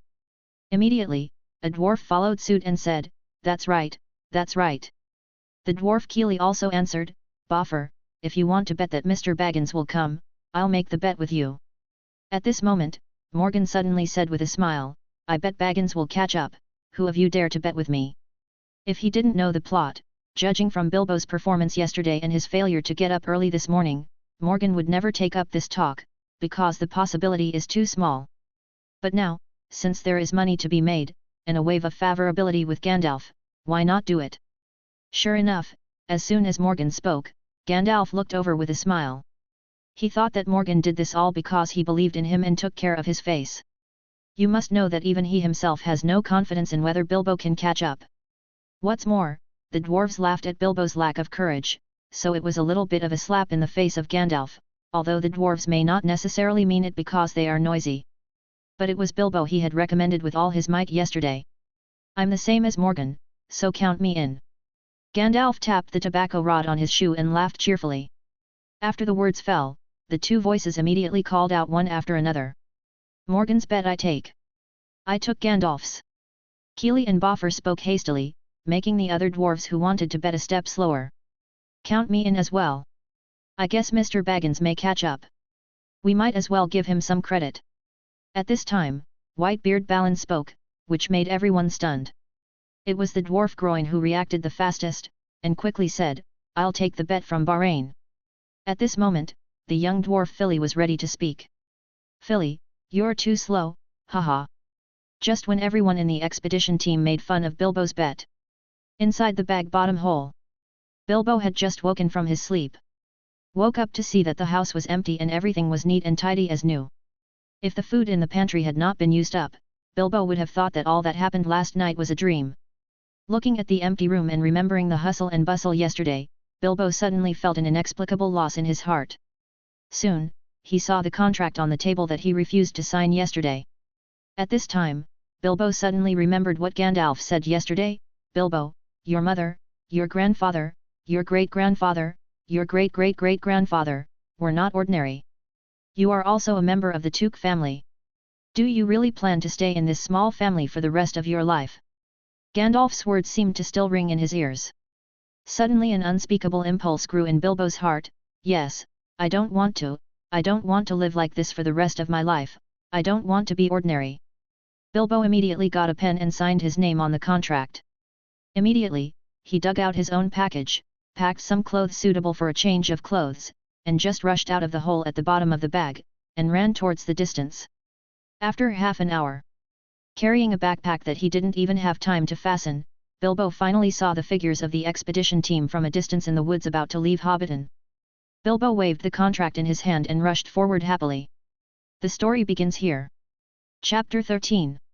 Attitude. I'm right, coming here is a waste of time. No, not all. At least we have an extra sharp archer like Morgan in our team. Not only that, I even won the bet twice, haha. Hey, Boffer, you only won this time, you lost last night. I said, are you guys too optimistic? This bet is not over yet. Haha, although I admit that Mr. Baggins prepared a great dinner for us last night. But that doesn't mean he's brave enough to take risks with us. It's all this time, Mr. Baggins can't show up. So, I win.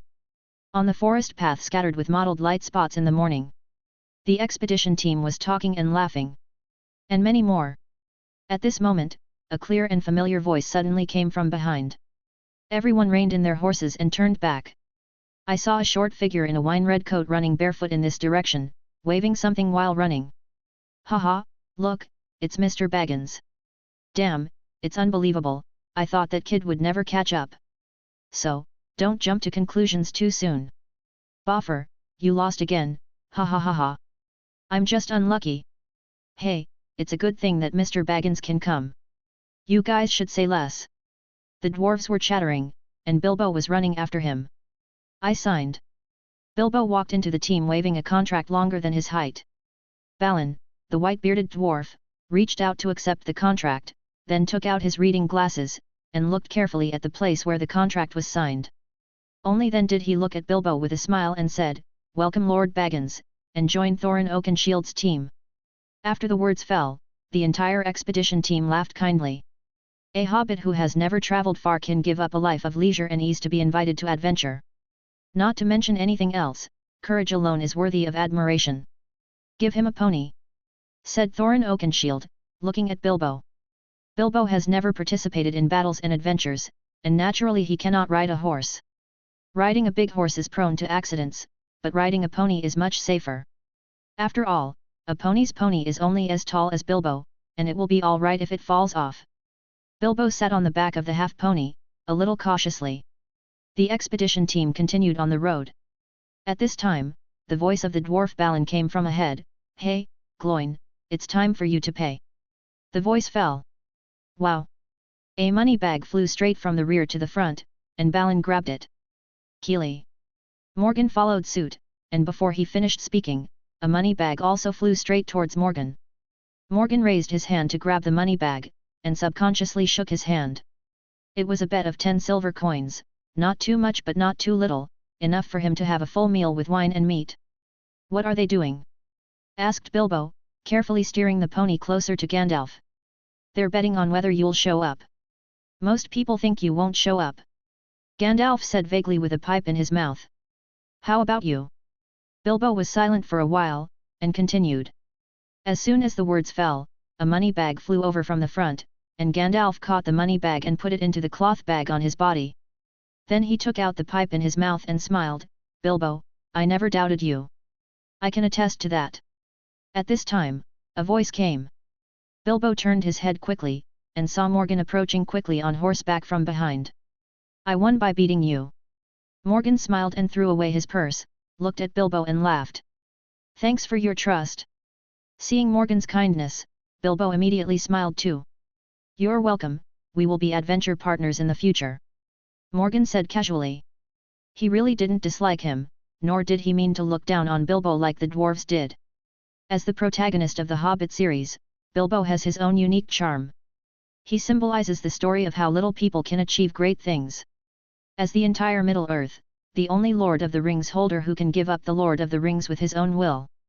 Bilbo's character needs no introduction. Morgan doesn't have Bilbo's big love personality, and he can't do the things he does in the memory plot. But that didn't stop Morgan from admiring someone like Bilbo. What's more, as Bilbo is the protagonist, there are only advantages and no disadvantages for Morgan to make friends with each other.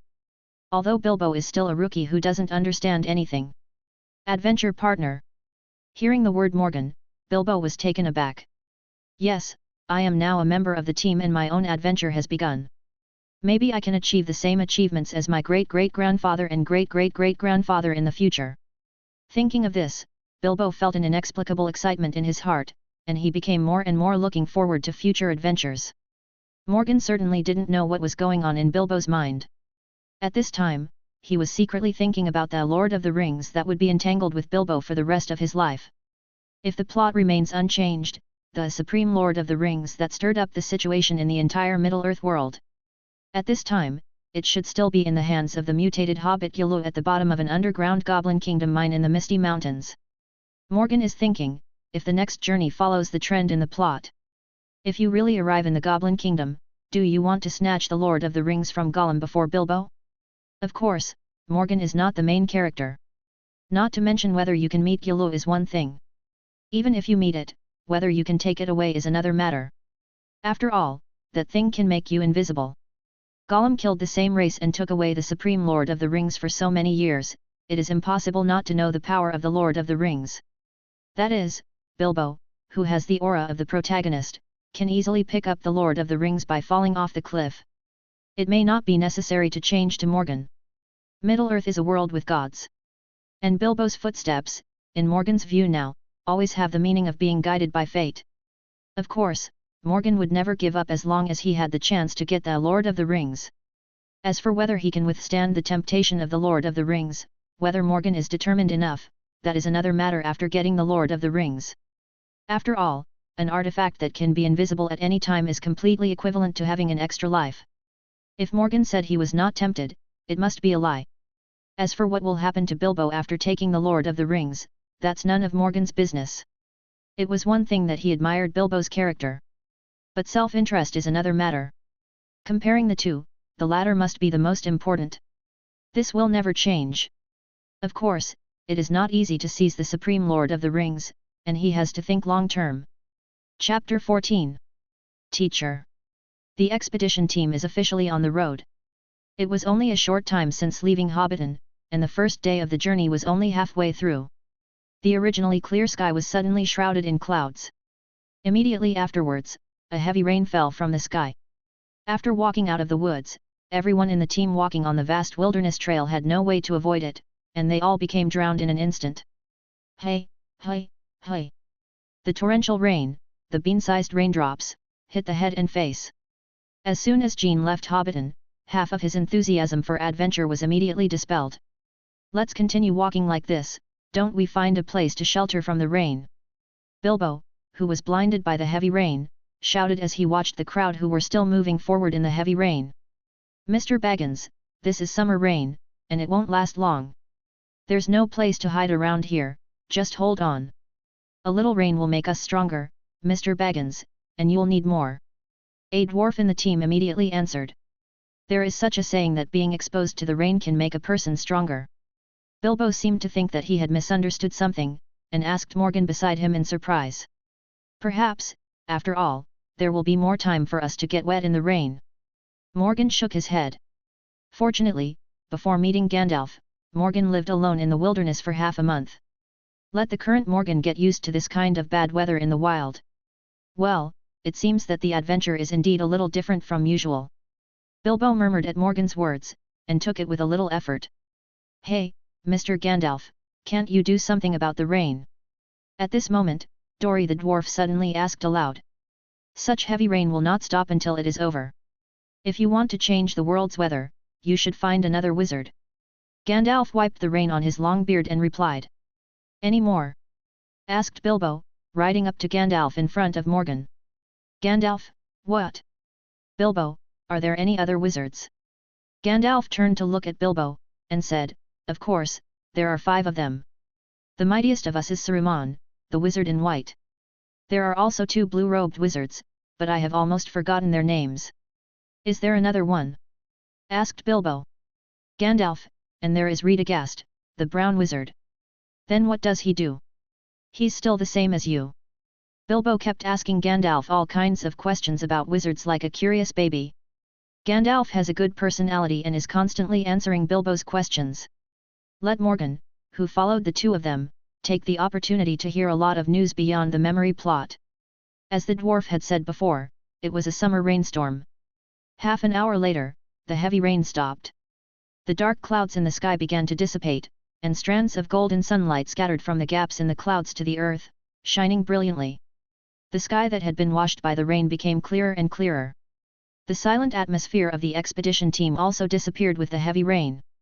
With the dwarves around, the atmosphere in the team quickly became lively again. A large team of more than a dozen people moved together. There is no need to worry about encountering wild animals or anything. Even if we meet, it is just an extra meal for the team. Just like that, time flies by. A month later.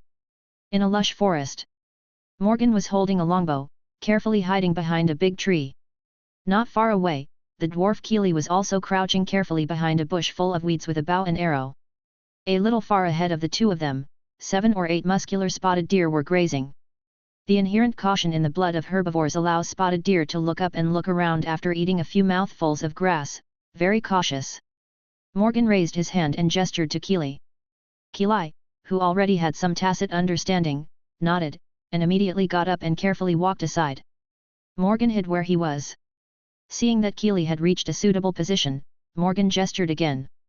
Kili nodded, chose a suitable concealed position, drew his bow and set his arrows, and waited quietly. See Kili arrive at the place. Only then did Morgan draw an arrow from the quiver on his back, and then another arrow. A total of 2 arrows rested on the longbow in his hand. Yes, after a month of familiarization and practice, Morgan has now been able to shoot 2 arrows at once. It is only now that he really knows the power of LV2 level bow and archery, and he has barely mastered it. With a bow and an arrow, Morgan carefully poked his body out of the tree trunk, watching the piebald deer looking up in the distance, and immediately shrank back.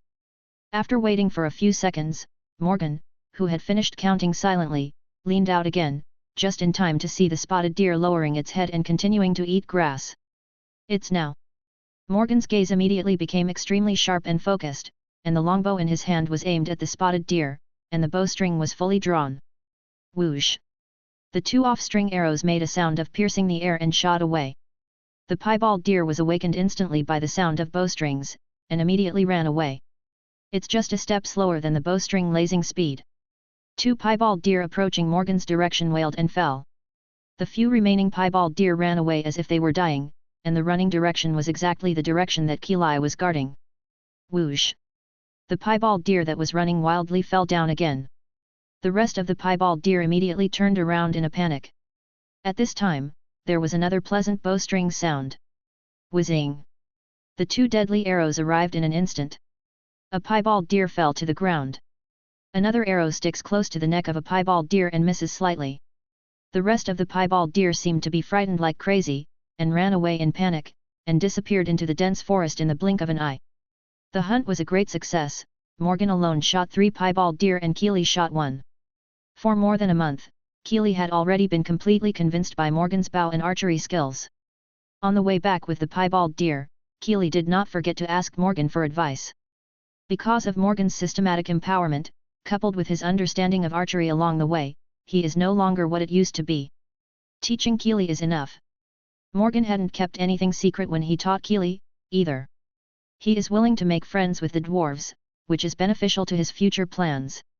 The advantage of selfless teaching is that Kili has more respect for Morgan now, and vaguely regards Morgan as a teacher.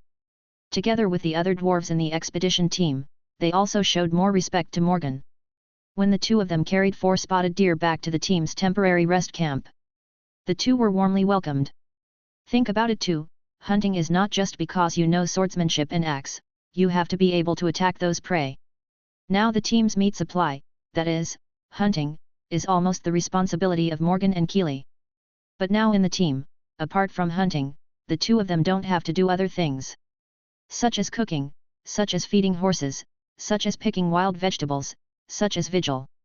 The site short has come, those who are interested can invest. Chapter 15. Shocking change. Evening.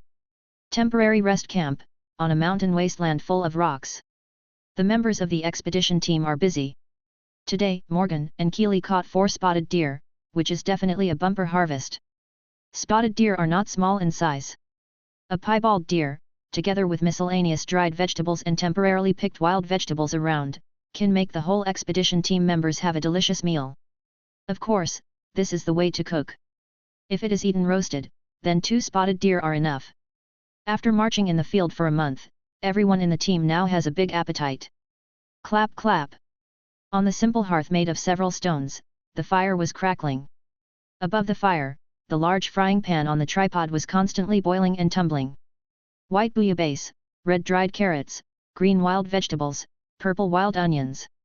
This pot of spotted deer meat thick soup is very attractive, and the fragrance is also full of temptation.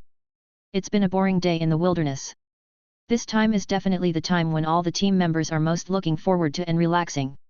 Of course, this speaks of physical relaxation. In fact, the footsteps began on the avenue of the east as the expedition party moved further from the Shire. The journey has become far more dangerous than before. Because they have stepped into the territory of one of the world's most evil monsters, orcs. At this time, on a boulder not far from the temporary camp, Morgan was lying on it, blowing the cool early autumn wind. Time traveler, Morgan. Race, human. Biology level, tier dash. Soul power, 0. Attributes, strength plus, constitution plus, agility plus, spirit plus. Ability, common language, Muay Thai LV2, White Crow Sword LV1, Bow and Archery LV2. Talent, intimacy, special skill. Current world exploration progress, 0.31%. It's been a whole month. Not only did I not get any soul power, but I was also a zero light egg. Even the progress of world exploration is growing extremely slowly. It was 0.3% before departure, and now it is 0.31%. After a month's journey, it has only increased by a full 0.01%. This is still with the main character's army. If I'm the only one, I'm afraid I don't even have 0.01% progress. Opening his eyes and looking at the data in front of him, Morgan felt a little helpless. In the past month, because of his outstanding bow and archery skills, he has almost taken over the hunting in the team. It is to hone the bow and arrow skills, and more to gain soul power by killing prey.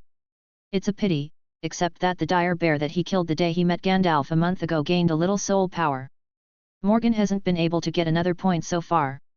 Even if he hunted a large number of wild boars, wild goats, spotted deer, and even a ferocious leopard. However, there is no trace of the second soul power. If it wasn't for the 0.01% progress in exploring the world, he would have thought the broken system was stuck. Of course, in the past month, although I have gained very little in terms of the time system. But in terms of strength, especially in archery, Morgan has made rapid progress. In other aspects, because of its own strength, there are also reasons for teaching the dwarves Keeley. Morgan's status in the expedition team has improved a lot. Now, if the ranks of the members of the expedition team are ranked in order, it should be like this: Thorin Oakenshield greater than or equal to Gandalf Balin equals Morgan equals Dwellin other dwarves Bilbo. In general, except for the little gain in the system. I have gained a lot in other aspects. Because I have nothing to do every day, I think about my body system. Morgan now also has some new understanding of soul power. However, these understandings will not be known until after the experiment. Killing ordinary creatures seems to be unable to gain soul power. Now let's see if the half-orcs can give themselves some surprises. Morgan waved away the data in front of him, looking at the dim sky and secretly thinking. Morgan! At this time, shouts came from not far away. Morgan turned his head. It turned out that dinner was ready. Morgan turned over and jumped off the 3-meter-high boulder and walked towards the camp. Come to the fire and take a bowl full of fresh venison soup from the dwarf student Keeley. Morgan just sat down when he heard the dwarf groin yelling loudly while holding a bowl of steaming hot broth. Come on, let's have a toast to thank Morgan and Keeley for bringing us a feast. Hey, this is not wine, you must have drunk too much. Haha, poor Gloria. Although this is not wine, you can treat it as wine, maybe you can taste like wine. Come on, let's toast. That's a good idea, maybe you two can still get drunk. Ha ha ha ha. The dwarves were giggling and bickering habitually. Made everyone amused. More than a month of field trip. Because they are all barren mountains, and there are no villages or small towns on the way. The drinks the dwarves had brought with them at the beginning had been consumed long ago. Now there are only some dried vegetables, potato flour, and dried meat that are easy to carry and store, and there are still a lot left. As for drinks, think about it. After dinner, the night completely darkened. The cool wind of early autumn blows. Morgan and Gandalf were sitting side by side under a boulder, smoking a cigarette. More specifically, Morgan was smoking, using Gandalf's pipe. Call. I lit the small tobacco hole filled with shredded tobacco, and took a strong puff. Feeling the acrid smoke entering his lungs, Morgan inexplicably felt his whole body relax a lot. As a boxer in his previous life, Morgan did not smoke, and he rarely drank alcohol. But in this world, in the boring adventure travel, on a day when there were no women, no alcohol, no fights, only smoking could make him less bored. Not bad, smoke is a good thing. I didn't expect you kid to never smoke before. Ignoring Gandalf's muttering, looking at Bilbo approaching, Morgan gestured with a cigarette stick. Would you like a sip? No thanks, I have it here. Bilbo refused with a smile, took out his pipe, shook it, and sat down beside Gandalf. Am I right?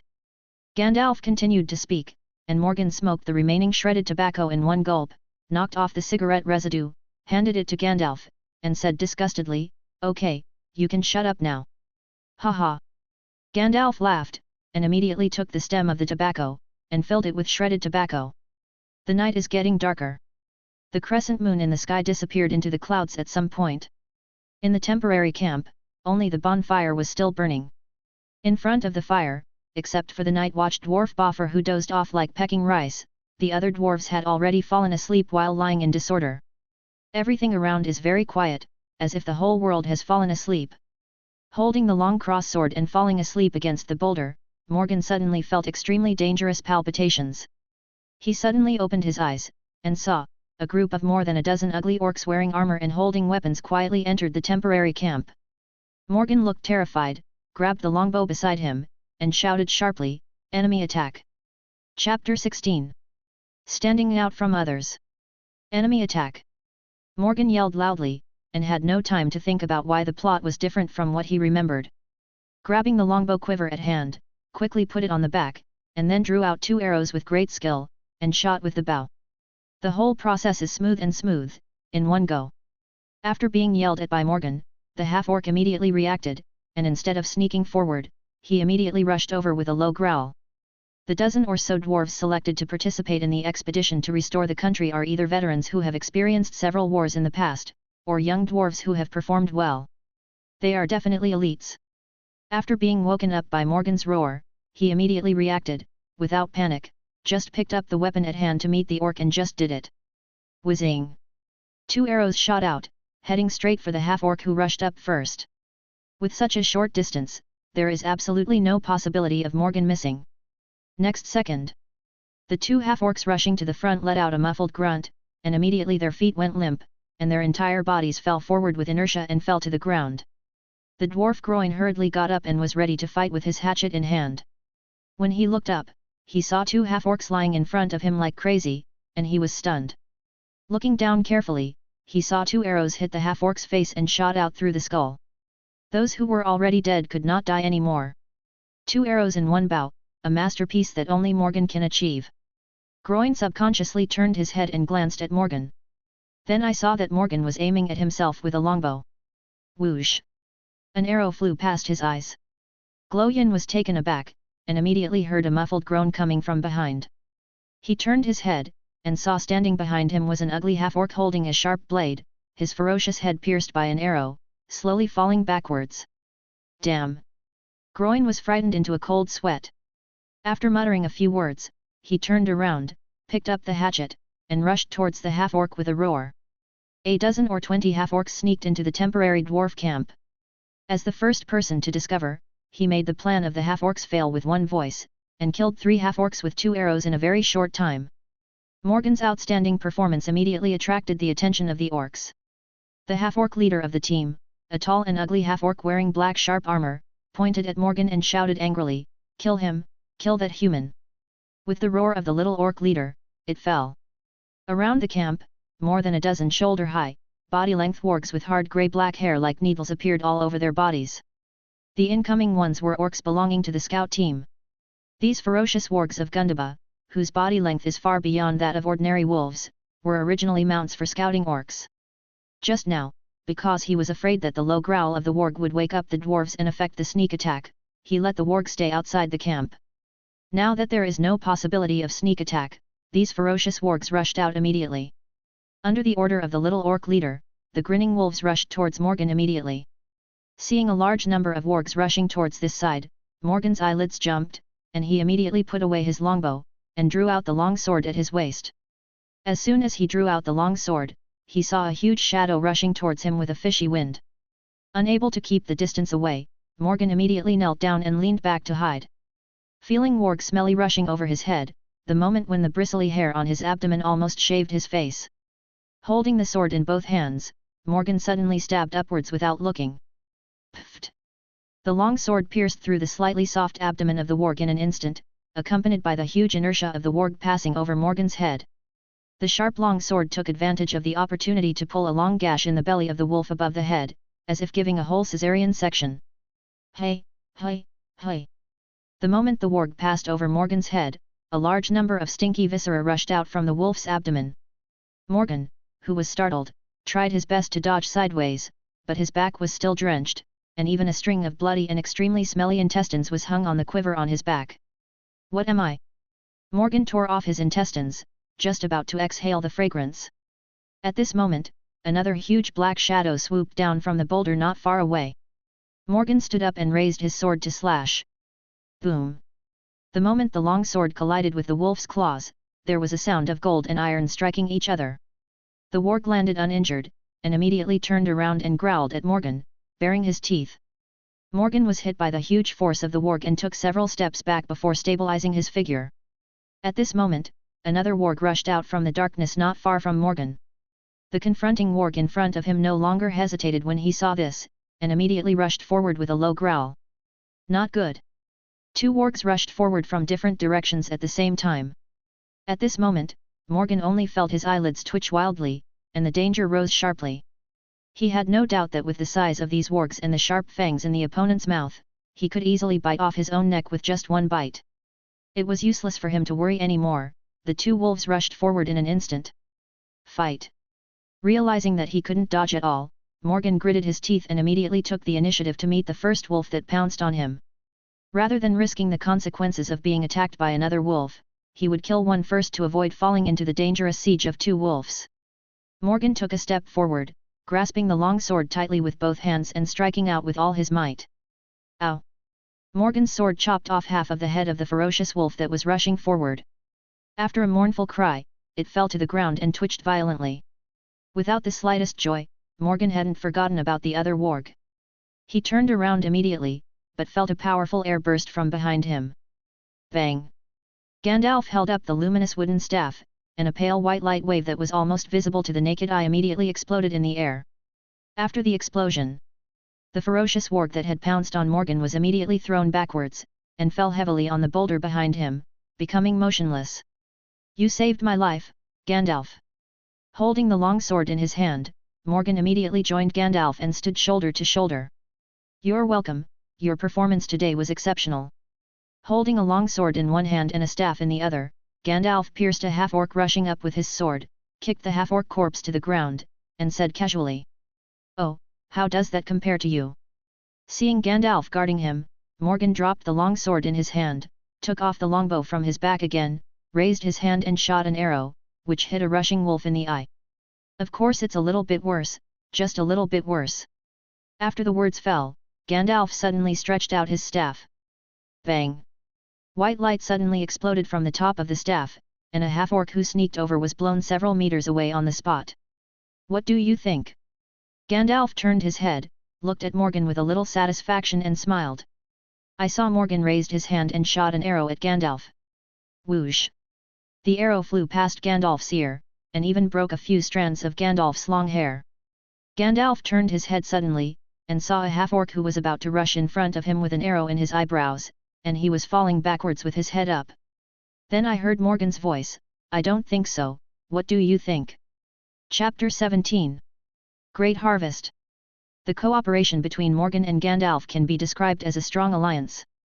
Under the cover of Gandalf, Morgan, who has mastered LV2 archery, is definitely the coldest and fiercest killer in this battle.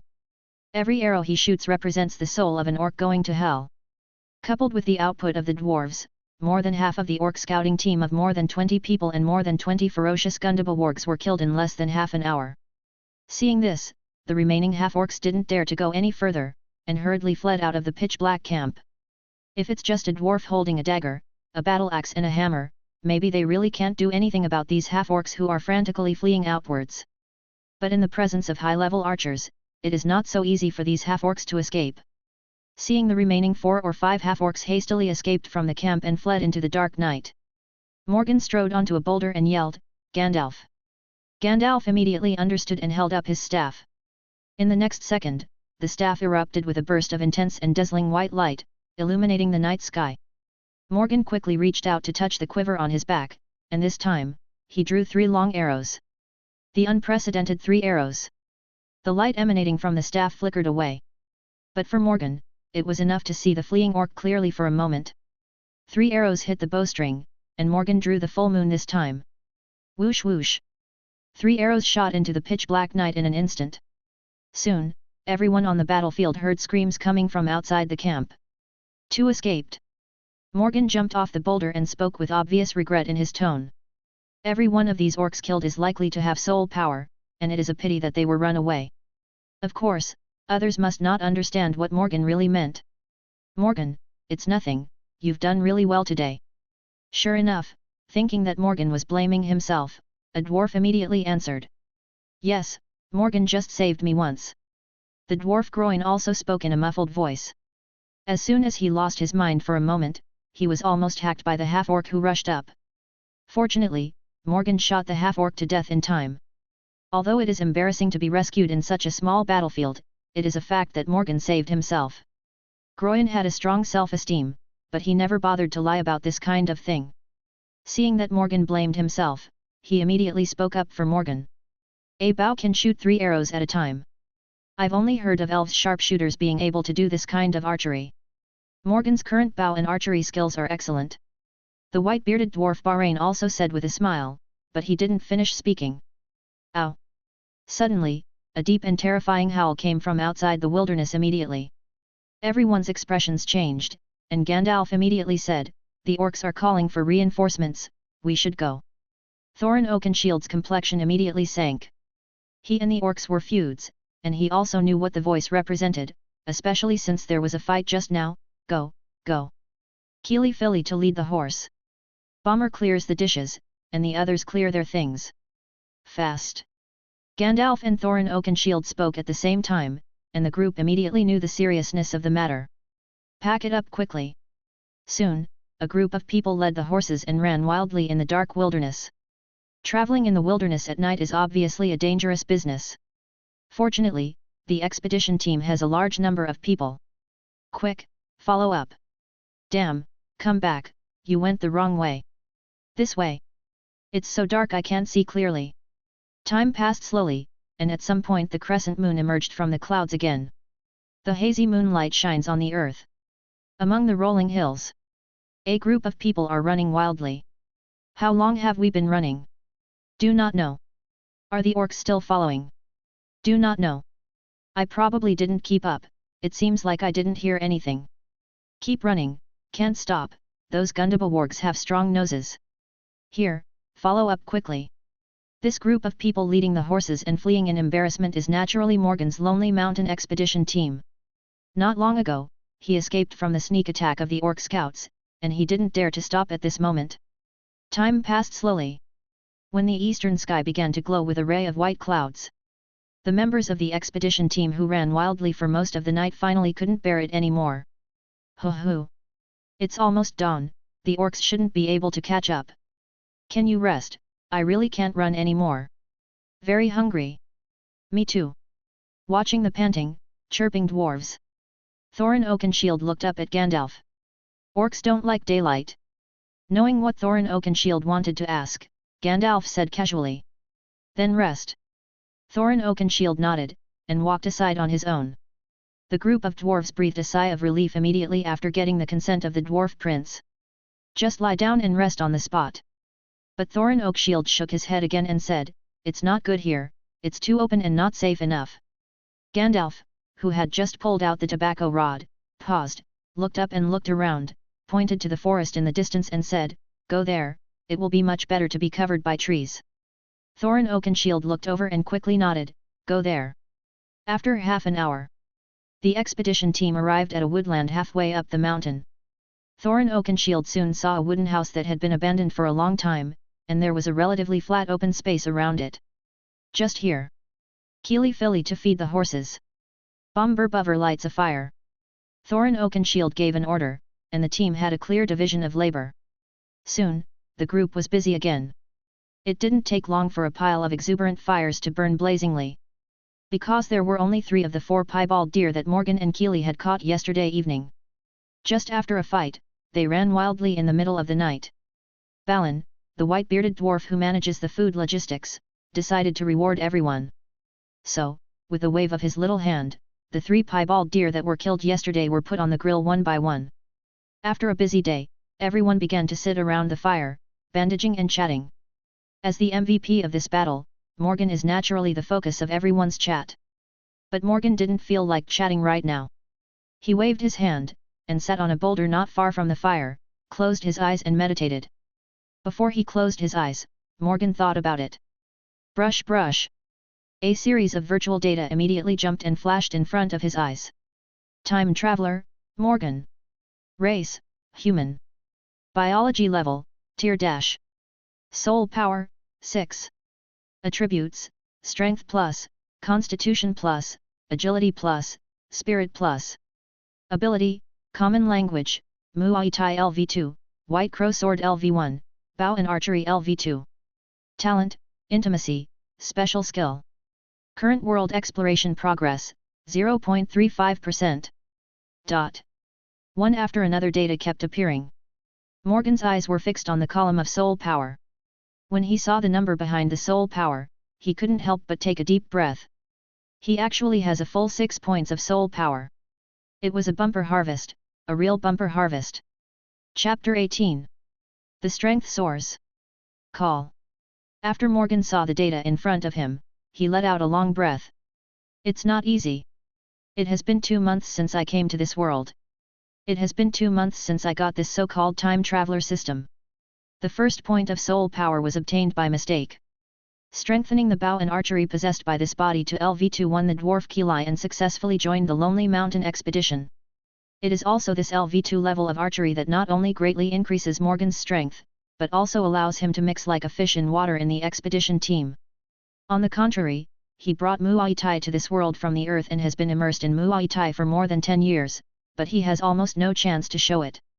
If he didn't have that bit of soul power, he could strengthen his bow and archery skills.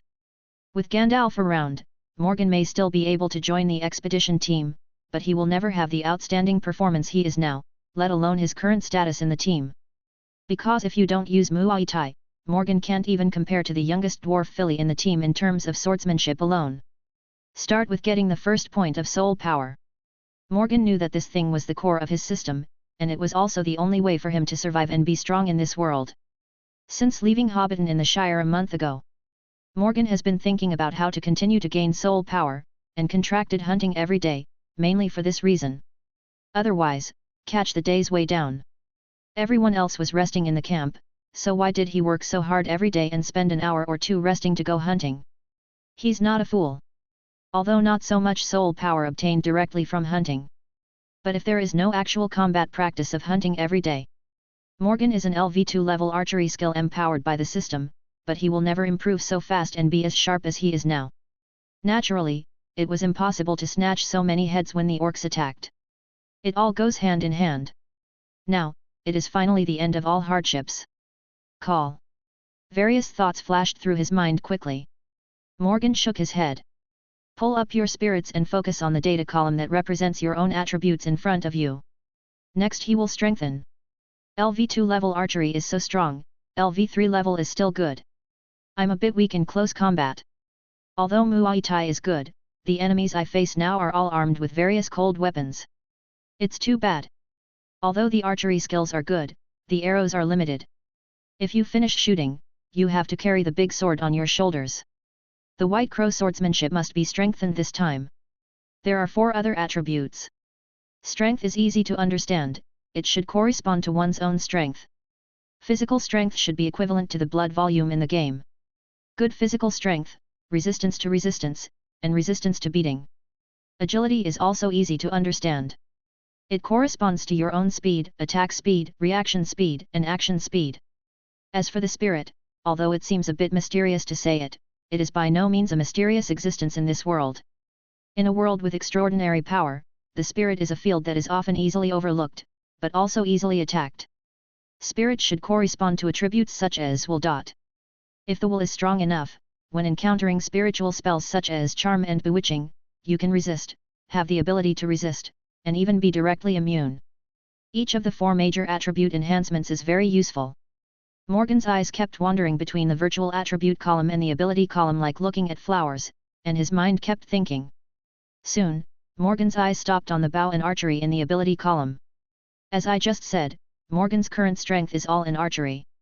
This is also the reason why he can still obtain a good position in the expedition team, among the dwarves led by the extremely proud and stubborn dwarf king Thorin Oakenshield. Instead of being looked down upon by the dwarves from the beginning of joining the team like Bilbo, it is still the same until now. When it comes to close combat and swordsmanship, many people in the expedition team are better than Morgan. Because during this month's journey, Morgan and the dwarves have tried. Regardless of the memory plot, the strength of these dwarves does not seem to be very good. But in fact, these dwarves rushed in a batch. Don't look at Morgan's body, which turned out to be a member of the town guard of Faroe Town, possessing LV1 White Crow swordsmanship and bow and arrow skills. But if he gave up using bows and arrows, Morgan, who only used White Crow swordsmanship, would have almost lost to the dwarf Philip in the competition if he hadn't used Muay Thai skills in the end. Even so, he barely beat Philly. As for the older dwarves like Groin and Win in the team, Morgan reckoned that he would not be able to beat them in close combat. Not to mention the dwarves Dwellin and Balin Whitebeard who participated in the invasion of the Lonely Mountain by Smaug the Dragon 60 years ago. As for the dwarf king Thorin Oakenshield, let alone. Of course, if you can use a bow and arrow. In the entire expedition team, except for Gandalf, Morgan was not afraid of anyone. If you don't have an advantage in close combat for a while, then you can simply use your strengths. Thinking of this, Morgan moved his mind slightly, and clicked on the plus sign behind the archer. A virtual prompt data immediately jumped out. This strengthening consumes 1 soul power, whether to strengthen it. Strengthen. Pale white light flickered. Archery LV3. Morgan immediately felt the same heat flow into his body as it had been a month ago. At the same time, an unfamiliar fragment of memory immediately appeared in my mind out of thin air. After feeling it for a while, Morgan's original confusion about archery immediately melted away. I see.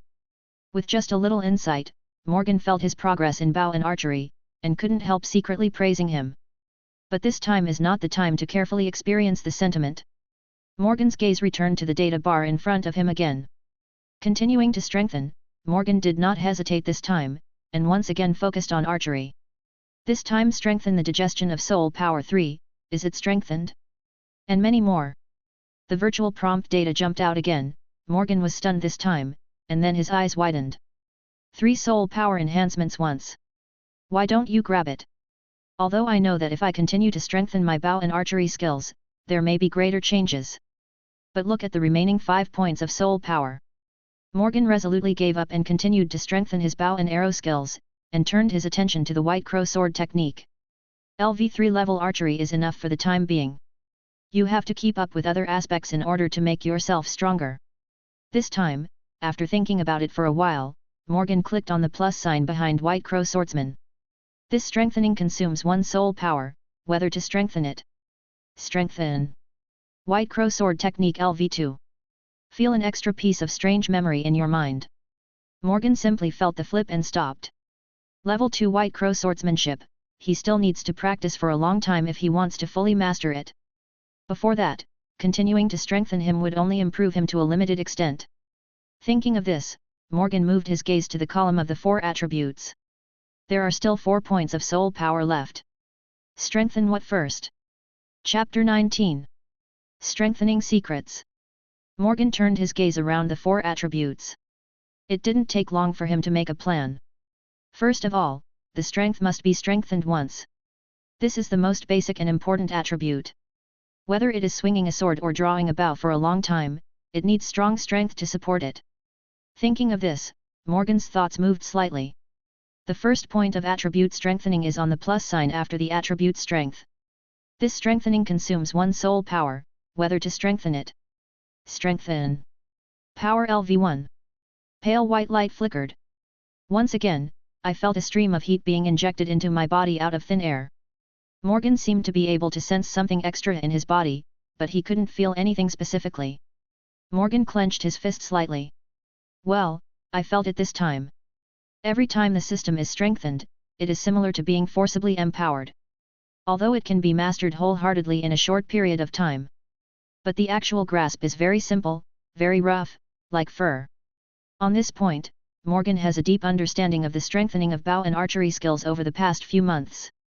Thinking about it now, he met the dwarves at Bilbo's Bag End a month ago, and his victory in the competition with the current student Keely actually accounted for a lot of luck. Morgan also only realized now after he became more proficient in bow and archery. At that time, he just took advantage of the system's forced empowerment, and in terms of real bow and archery strength, he was comparable to Kili, or even slightly worse. Judging from the bow and archery that was strengthened before, and the power attribute that was strengthened just now. After strengthening the skills, it is equivalent to imparting a lot of skill theory and experience to Morgan. If you want to really master it, you need to practice and exercise for a long time before you can really master it step by step. After the attribute is strengthened, it is just like the power that Morgan strengthened just now. It's almost the same. Morgan needs to practice more and become familiar with the sudden increase in power before he can truly master it. Otherwise, the following situations are likely to occur. With the same force. Before strengthening, Morgan could penetrate Yang with 100 steps. After strengthening, Morgan may not be able to hit even 50 steps. Of course, according to different personal strengths, comprehension ability, learning ability, and even the degree of diligence are different. The speed of time that everyone can fully grasp is definitely different. In short, the strengthening of the time traveler system. It's not something that can be simply strengthened directly and then easily mastered. Morgan needs a lot of practice before he can completely turn the strengthened system into his own. Otherwise, it is likely to be self-defeating. Just like now, Morgan has just strengthened his strength attribute, because his whole body strength has suddenly increased, his current archery hit rate will definitely be lower than before the enhancement. This is still only strengthened once, and the strength does not increase much. If it is strengthened more and its strength suddenly increases, Morgan's hit rate may even be lower. Because he doesn't have enough control over his own strength. The hit rate is naturally lower. Archery is delicate work. The power attribute was first strengthened once. Looking at the remaining 3 points of soul power in the soul power bar, Morgan immediately shifted his gaze to the other 3 attributes. With 3 points of soul power, it can be strengthened 3 times. After a little consideration, Morgan decided to add the 2 attributes of physique and agility. The importance of physique, high blood, and resistance to beatings is beyond doubt. As for agility, Morgan is now considered an archer in the expedition team. Strengthening agility is not only for faster speed and easier running. More importantly, it is because of the bonus of agility to archers. Think about it, no matter in history or in film and television works, powerful archers are mostly slender and fast-moving. That's the reason. This strengthening consumes 1 soul power, whether to strengthen it. Physique LV1. This strengthening consumes 1 soul power, whether to strengthen it. Agile LV1. 2 streaks of white light flashed in succession. In addition to the heat flow that was slowly injected into the body, Morgan could feel some slight changes in his body this time. Not much experience. Look at the last bit of soul power left. Morgan's gaze lingered a little longer on the spirit, the most inconspicuous of the 4 attributes. He doesn't want to add points to the balance system. Because this can't maximize his strength. Spiritually, in addition to the plan to capture the Supreme Lord of the Rings and resist the whispers of the Dark Lord Sauron's temptation, a strong spiritual will is required. There seems to be no enemies who are good at mental attacks in the next journey. Besides, there is Gandalf in the team. Morgan tried his best to recall the relevant plots in his memory, thinking secretly. Anyway, you can gain soul power by killing half-orcs now, and the spiritual strengthening can be delayed a little bit. The most important thing now is to improve your overall strength. Thinking of this, Morgan turned his gaze away from the spiritual attribute and looked at the other 3 attributes. This time, Morgan took a little longer to think. This strengthening consumes 1 soul power, whether to strengthen it. Strengthen. Agile LV2. Pale white light jumps and flickers. Morgan finally decided to strengthen the last bit of soul power on agility. His current position in the expedition team is an archer. The most powerful strength is also in archery. Strengthening agility will make him stronger. As a result, Morgan's data panel has taken on a new look. Time traveler, Morgan. Race, human. Biology level, tier dash. Soul power, 0. Attributes, strength LV1, constitution LV1, dexterity LV2, spirit plus. Ability, common language, Muay Thai LV2, white crow sword LV2, bow and archery LV3. Talent, intimacy, special skill. Current world exploration progress, 0.35%. Call. Watching the number behind the column of soul power change to 0 again. Morgan sighed. But looking at the new look of the attribute bar and ability bar. Feeling the changes in his body, and the incomparably precious memory fragments in his mind. Morgan felt sincerely excited and excited. A while. Morgan found out after his mood gradually calmed down. On the data panel in front of him, the world exploration progress has actually become 0.35%. You know, it was when I watched it yesterday afternoon. Morgan still remembered that the world exploration progress was only 0.31%. A small fight is up 0.04%.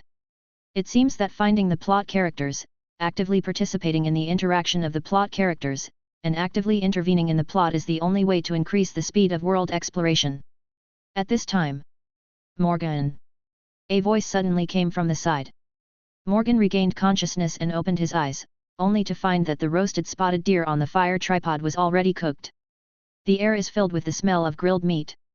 Morgan stood up and stepped on a loose stone as soon as he lifted his foot. His feet were loose and slippery, and his body was slightly out of control. And then, in the midst of everyone's disbelief, Morgan fell. He leaned forward, landed on his face, and fell like a dog eating shit. Morgan, what are you doing? Morgan, you don't have to be so excited to have a barbecue. Yes, Boffer is right, as long as you work hard, we can actually eat barbecue every day. Haha. Morgan gritted his teeth and said, my feet are numb. Chapter 20. Wanted. The roasted spotted deer feast is very refreshing. Even half a day ago, the expedition team had just been attacked by orc scout cavalry, so they could only flee with injuries. This barbecue meal is eaten. The atmosphere of the originally silent team was significantly relaxed. There was a fierce battle last night, plus running wildly for most of the night. The members of the expedition team were really tired. After eating the roast deer feast, Thorin Oakenshield didn't let the team go on the road immediately. Instead, he rested in place. The members of the expedition team were chatting, smoking, or lying down to rest. There was only one person who was waving a cross-sword in an open space not far from the temporary camp. The one who practiced swordsmanship was naturally Morgan. After strengthening the 3 attributes not long ago, the sudden increase in strength and agility made Morgan a little uncomfortable. That was the reason for the humiliating fall before the meal. Otherwise, with Morgan's strength and mastery of the body, no matter how slippery the ground is, it would be difficult to fall. Hoo-hoo! The footsteps kept moving, and the iron cross-sword in his hand kept chopping through the air with thick and heavy sounds. Call. Cool. The third White Crow swordsmanship practice is over. Morgan just felt hot all over and felt extremely comfortable. Morgan was in a good mood. Originally thought that it would take at least a day or two to fully adapt to the body after strengthening attributes. I didn't expect that. I just practiced the White Crow sword technique a few times. He felt almost familiar already. As long as you do it a few more times, you should be able to fully adapt and return to normal. Turning his head and glanced at the camp not far away, the members of the expedition team were all resting. Morgan silently let out a long breath and continued training. Hoo-hoo! The footsteps moved, and the sound of the long sword breaking through the air continued to resound. Morgan's body kept moving and changing following the White Crow swordsmanship moves. At the same time, I was thinking about the next journey in my mind. In his memory, in the plot, the scene of being attacked by the orc scout team last night was not there. Was it my own participation that caused the dramatic change in the plot? Or some other reason? Will the future plot continue as shown in the plot? Or will there be changes? Morgan came into this world. The biggest reliance is of course the time traveler system in the body. It allows Morgan to obtain soul power and then continue to strengthen it. Then it is to understand the progress of this Middle-earth world through the plot and memory. This allows Morgan to have a godlike perspective and be able to seek good luck and avoid bad luck. These two are the biggest reliance for Morgan to survive in this world. If the future course of Middle-earth world will change because of his participation, what should I do myself? Of course, it may not be because of me, after all, I am just a little guy now. But no matter what should I do if there is a major change in the plot? The body is very familiar with it, and the White Crow swordsmanship that has formed a self-reaction is constantly waving the long sword. At the same time, I was thinking about this important question in my mind. But after thinking about it for a while, I couldn't figure out why. When a set of swordsmanship is finished. Panting for breath, Morgan stopped, picked up the water bag on the side, and was about to drink water. Suddenly, he understood in his mind. There is no need to think about this question at all. Because I can't change anything. The next thing I have to do is to master the system-enhanced White Crow Sword and bow as soon as possible. Then kill as many orcs as possible, gain soul power, strengthen yourself. As for other aspects, it is necessary to let nature take its course and play by ear. If the expedition team's journey can be as smooth as shown in the plot, then enter the lonely mountain together. If it doesn't go well, the plot will change suddenly halfway, and you will encounter a major danger, which involves the danger of your own life. Morgan will also withdraw from the expedition team without hesitation. He was never the type to lay down his life for whom and for what. There is no one, nothing worth his will. Figured this out. Morgan stopped thinking about it. Gillo took a big mouthful of water. Carrying the long sword to continue training. The fatigue of last night's night battle and running away all night has long since been dispelled by the warm current injected several times. Speaking of which, this is also a whole card that can save lives. Think about how the two of you will be exhausted from the fierce battle in the future, and you will suddenly strengthen yourself once. Then he can be resurrected with full blood, which is definitely a nightmare for the enemy. Well, you must save some soul power for the next strengthening. Morgan secretly thought. As for his current physical condition, it has never been better. Temporary camp. Morgan trained alone not far away. All the team members have already seen it. Over the past month or so, Morgan has practiced archery with such a person several times. Everyone has seen it before, and it is not surprising. Although this time it was after fighting and fleeing in the middle of the night, it was the first time that he continued to train after being so tired. After the dwarves whispered a few words, they stopped paying attention. Only Morgan has an unnamed student, Keely the dwarf. Looking at the teacher Morgan not far away, there is some urge to go to training together in his eyes. But feeling the fatigue and weakness of the body, think about it or forget it. Bilbo was leaning against a dead stump, smoking his pipe. Thinking of the battle last night, I still feel a little uneasy. For more than a month, although I was traveling, I couldn't take a bath often, I couldn't eat delicious breakfast and dinner on time every day, I couldn't sleep on a soft and warm bed, I couldn't sleep well without snoring all night, etc. But Bilbo endured it. Originally, he thought that adventure was like this. Although it was hard and tiring, it was worth it after walking so far and seeing so many beautiful scenery.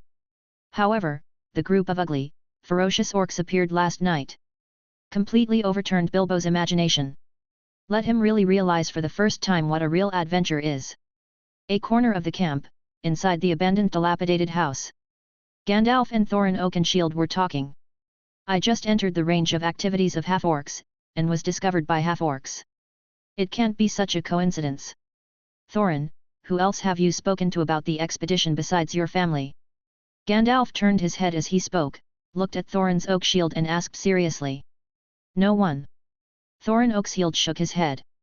It can't be such a coincidence, who did you tell? Gandalf didn't believe it, and asked angrily again. Didn't tell anyone else, I swear.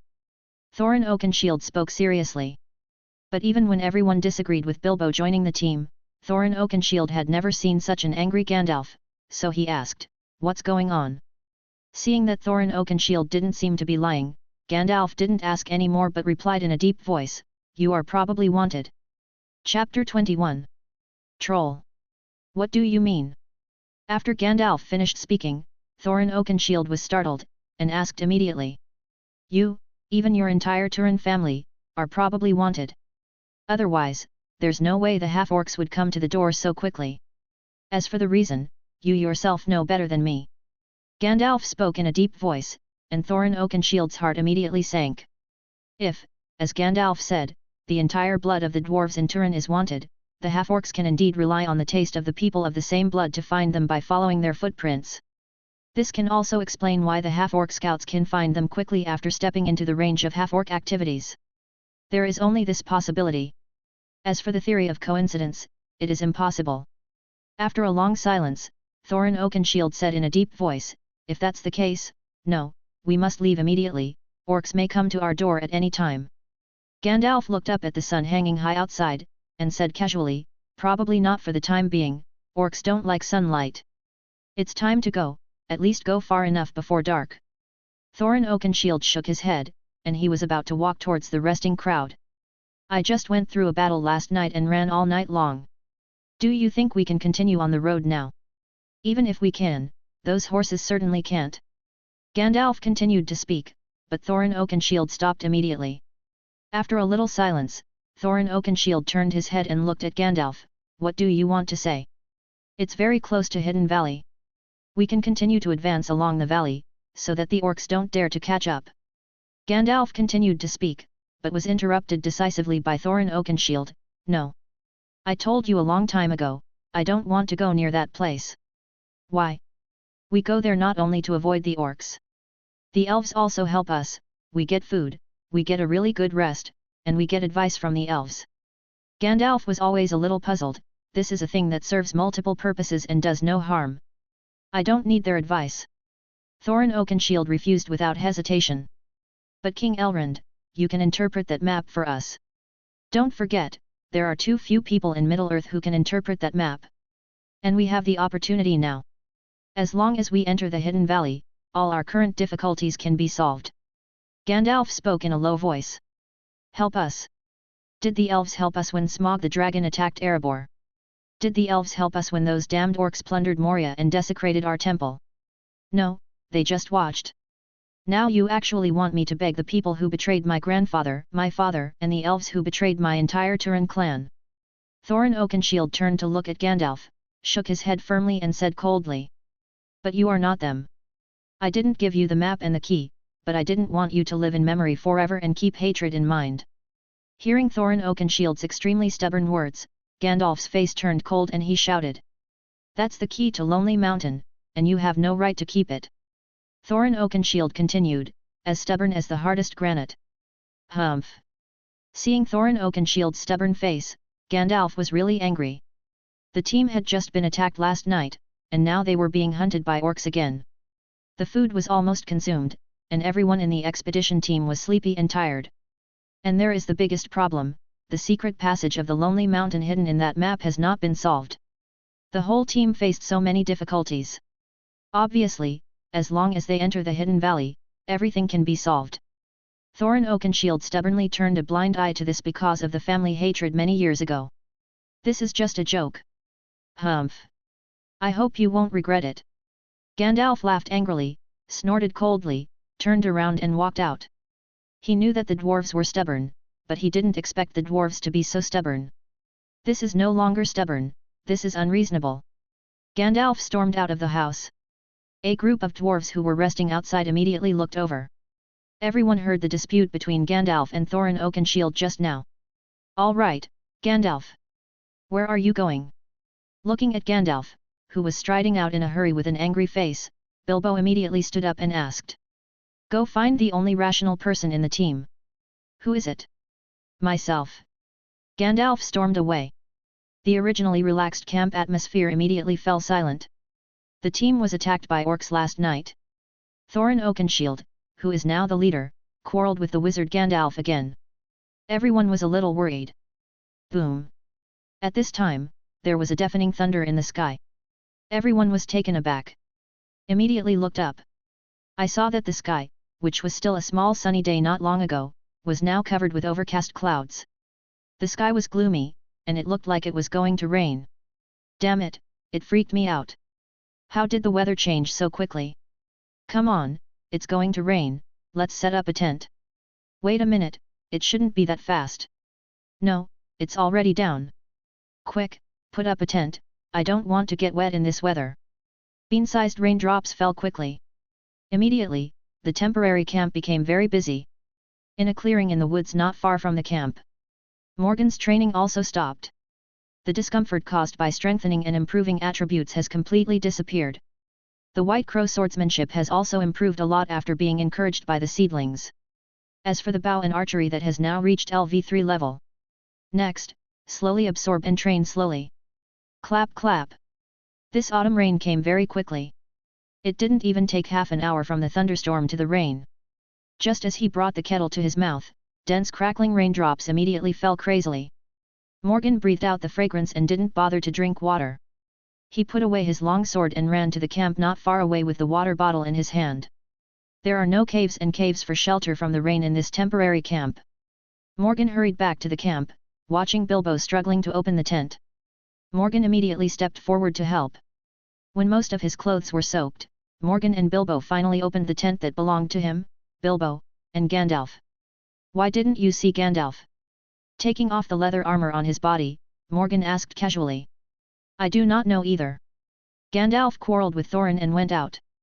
Bilbo shook his head. Gandalf and Thorin had a quarrel. When did this happen? Morgan turned his head to look at Bilbo. "Just now, before the rain."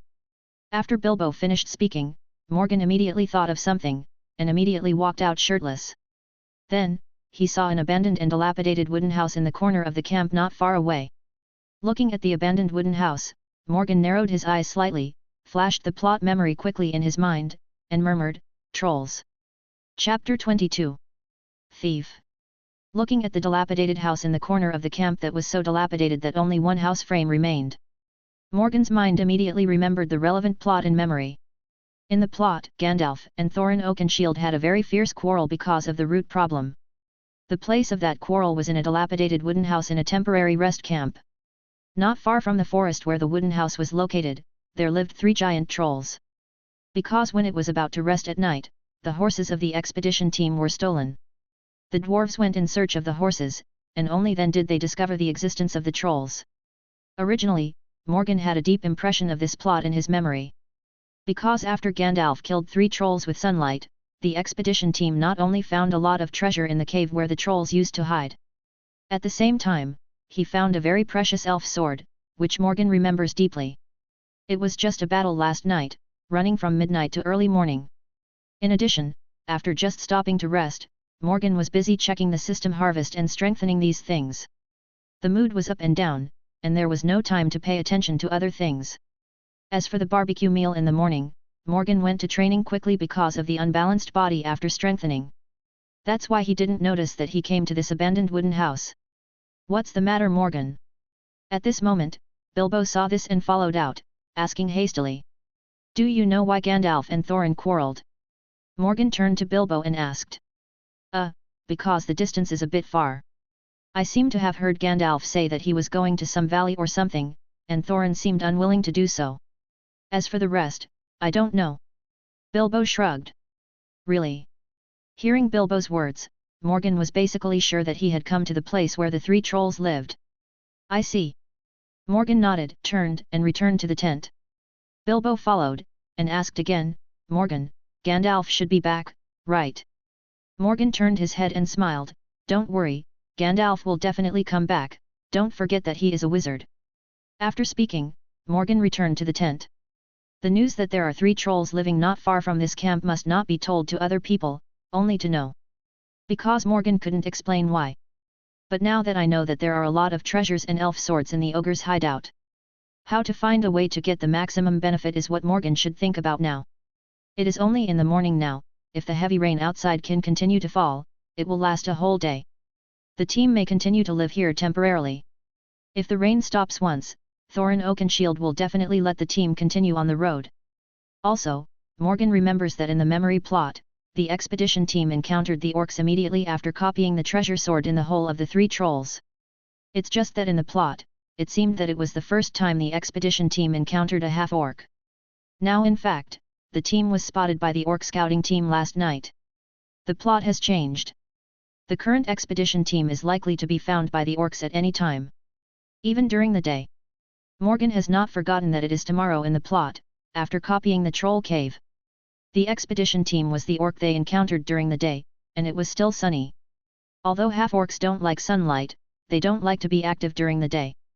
But when encountering enemies like dwarves, they may be dispatched at any time. Anyway, Morgan had to do it as soon as possible if he wanted to make a fortune out of the cave where the 3 trolls were hiding. Otherwise, it doesn't matter whether the team is going on the road or the orcs are coming. Morgan's ideas will be ruined. "Morgan, are you going out to take a shower?" At this time, Bilbo, who was stripped down to only a pair of shorts, asked excitedly. His thoughts were interrupted. Morgan turned his head and glanced at Bilbo, then heard the laughing voices of the dwarves outside, and said, "Of course, you go first. It is not easy to take a bath during a long field trip, especially when most of the time is spent walking in places like alpine forests. If you can't meet rivers and streams, you can only wash with rainwater." Speaking of it, apart from worrying about clothes, dry food, and other things that are afraid of being wet by the rain, the expedition team is still looking forward to the rainy day, because they can take a bath. So did Morgan, of course. Hurry up and take a shower first. Seeing that the dwarves were taking a bath outside, Morgan didn't bother. He took off his boots and leg armor, and only wore a pair of baggy shorts. Morgan walked out of the tent. Boom! Hey, hey, hey! Looking at the pouring rain pouring down outside the tent, the whole world seemed to be shrouded in a rain curtain. Morgan felt that the downpour would have been more perfect without the roar of thunder in the sky. Watching the dwarves stretch their teeth and claws in the rain excitedly, yelling, Morgan was a little worried that these dwarves would hurt him when they were struck by lightning. After half an hour, Morgan returned to the tent. After drying her wet hair, Morgan quickly changed into a leather armor. After thinking about it, if he wanted to make a fortune from the troll cave as soon as possible without letting others doubt him, he could only act alone. Morgan was fully dressed, with a long sword on his back, a long bow and quiver on his back, and was about to go out. Suddenly, there was an exclamation from outside the tent. Oh my God, what a monster is that? Damn it, that monster stole our horse. Philly, hurry up, stop that monster. Quick, call someone else. I heard a rapid exclamation from outside. Morgan immediately seemed to have thought of something, and was overjoyed, and quickly walked out of the tent. At this moment, Bilbo, who had just rushed in from the rain in his shorts, bumped headfirst into Morgan's waist. What happened? Morgan asked as soon as he caught Bilbo. There's a monster out there, a big monster. Bilbo spoke and gestured, his face a little flustered. I see. Gandalf is not here, so be careful yourself. Morgan patted Bilbo on the shoulder and strode straight into the rain. A dozen pony horses were tied up in the woods on the edge of the camp. An exclamation was heard from outside. All the dwarves who were in the tent rushed out with weapons. Morgan, what's going on? I do not know either. Over there, let's go. It rained harder and harder. In the pouring rain. When Morgan and a group of dwarves hurried to the woods where the horses were tied, they held weapons. From a distance, in the woods a little far away, a huge monster with a figure of at least 3 meters high was tightly clamping a pony in its big hands. In the other hand, he was holding a dead tree trunk and smashing it randomly. In front of the tall monster, 2 dwarves, Philly and Keely, were jumping up and down with daggers in their hands, interfering with the progress of the tall monster. At this time, seeing Morgan and his party arriving, they hurriedly shouted, "This way!" Chapter 23. The plot changes again. It really is a troll. There is only one here, there should be 2 more. However, this kind of troll in the memory plot should be very afraid of the sun, and basically won't appear during the day. What is the reason for appearing in the forest now and stealing the expedition team's horse? Is it because of the rain? Is there any other reason? Seeing the tall troll monster from a distance for the first time, various questions immediately flashed in Morgan's mind. It's not that he's suspicious. But the plot world in memory is just a movie after all. Morgan now exists in this real world of Middle-earth. In the real world, accidents can happen. How can a movie of a few hours interpret a plot that lasts for months, years, or even decades? If he believes anything in the news in the world of memory plot movies. So sooner or later, Morgan will definitely die from the so-called dramatic experience. Morgan has always been cautious, how could he not care? Just like the sneak attack last night, like the troll that appeared in the heavy rain today. This is something that has never appeared in the world of memory plots. It's all accidents. Quick, over there. The dwarf beside him made a quick sound, and a group of people rushed towards the troll. Morgan didn't think much, and followed immediately. When approaching the troll, Morgan took down the longbow on his back and drew the arrow. As soon as the dwarf boffer rushed up with a short hammer in hand, he saw a huge dead tree trunk roaring and sweeping towards him. He hurriedly rolled to the side, and accidentally gnawed a mouthful of mud on his mouth. Bah! Damn, what kind of monster is this? Be careful. We don't know either. We can't get close to each other at all, is Morgan here? The dwarf Philly flexibly avoided the ogre's attack while constantly provoking him. I am here. Morgan yelled, and the words fell, and the bowstring in his hand immediately made a muffled sound. Whoosh! An arrow quickly shot from Morgan's hand towards the troll in the distance. Next second. Ow! The troll let out a horrific scream. The arrow slammed into the ogre's bald, hairless head. Ow! The troll let out a cry of pain, and immediately let go of the captured pony with the other hand, found the arrow on its head and pulled it out. Looking at the bloody arrow, the ogre turned to look at Morgan and yelled in a muffled voice, "Damn human! I'm going to eat you alive!" The pain-eating troll didn't care about the fleeing horse or the other dwarves, so it just roared and rushed towards Morgan. "Idiot!" Morgan sneered, and the bowstring fully drawn in his hand made a muffled sound again. Whoosh! The arrows shot away. Ow! The shrill screams came again. Morgan's arrow hit the troll's bald head with a wretched little wry nose. Seeing the troll's body trembling in pain when he reached out and touched the arrow on the tip of his nose a little far away, Morgan pouted. He wanted to shoot the other person in the eye. "Damn human, damn!" The troll cried out in pain. Just about to rush up to Morgan again. But he found a movement not far behind him. Morgan looked up, and it turned out that the dwarves in the temporary camp had all found them. Then came the image that disappointed Morgan. The troll looked at the dwarves rushing from behind and then at Morgan, and immediately faltered, turned around and left. "I still want to run." Seeing the troll trying to escape, Morgan wouldn't let it. "Such a good opportunity, if you run away, it will be gone." "Hey big man, I'm here." Morgan stepped forward and yelled loudly, without pulling down the longbow in his hand. Raising his hand is another arrow. Ow! The troll groaned again. The arrow landed again on the back of the ogre's bald head. The troll seemed to sense the danger. He didn't speak harsh words anymore, and didn't even pull out the arrow on the back of his head, just ran to the depths of the forest with a dull head.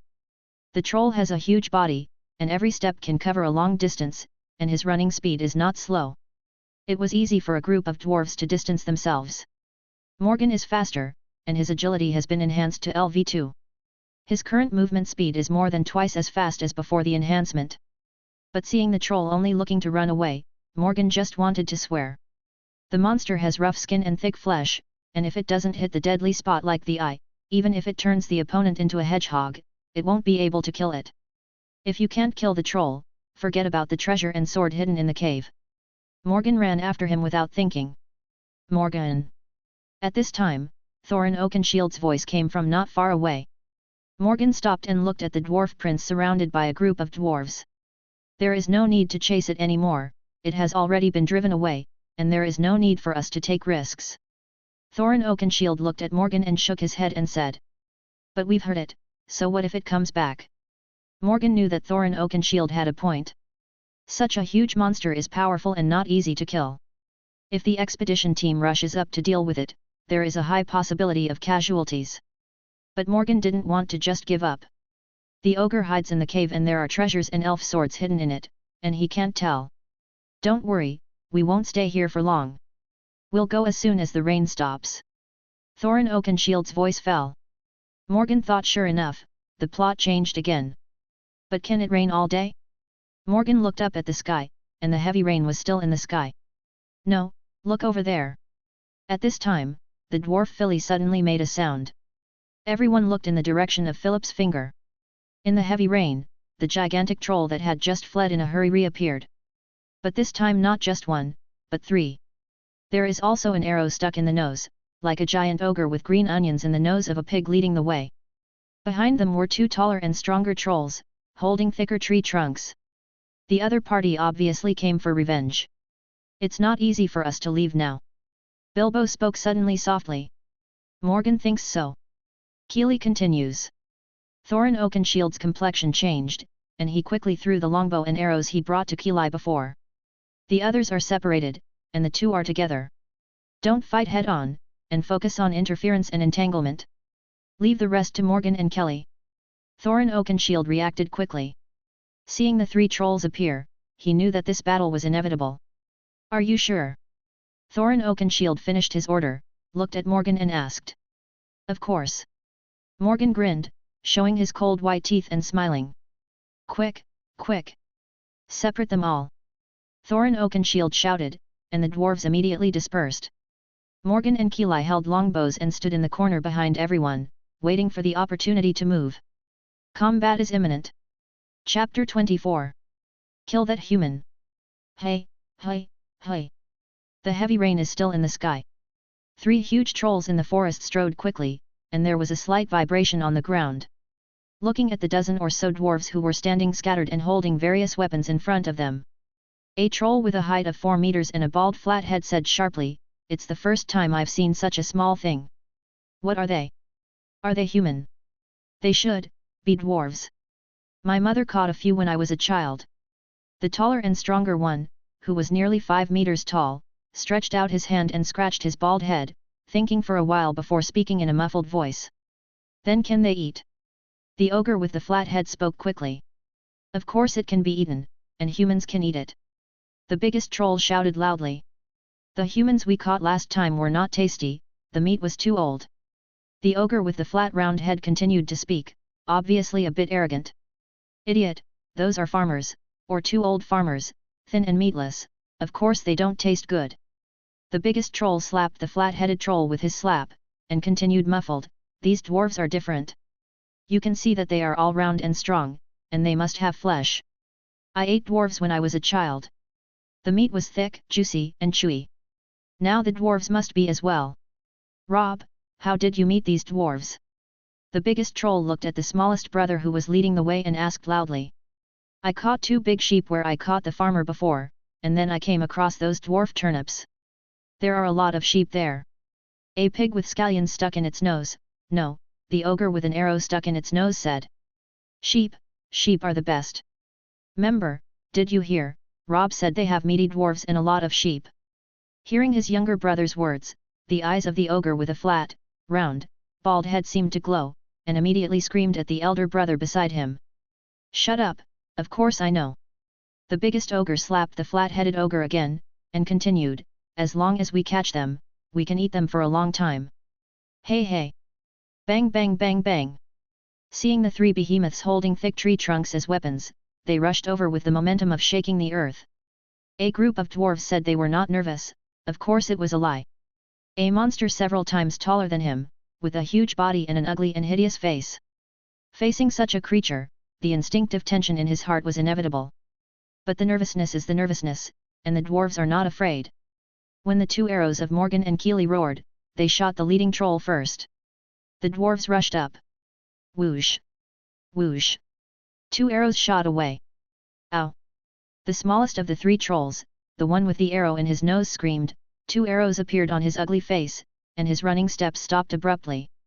At this moment, the 4 dwarves rushed up immediately. Taking advantage of the injury on the ogre's face, the 4 dwarves quickly rushed to the ogre with weapons such as daggers, axes, and hammers.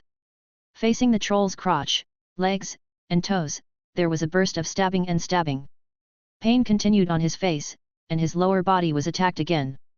The troll roared angrily, looked at the nasty dwarves below him, raised his big hand and grabbed them. The prepared dwarf immediately dodged flexibly.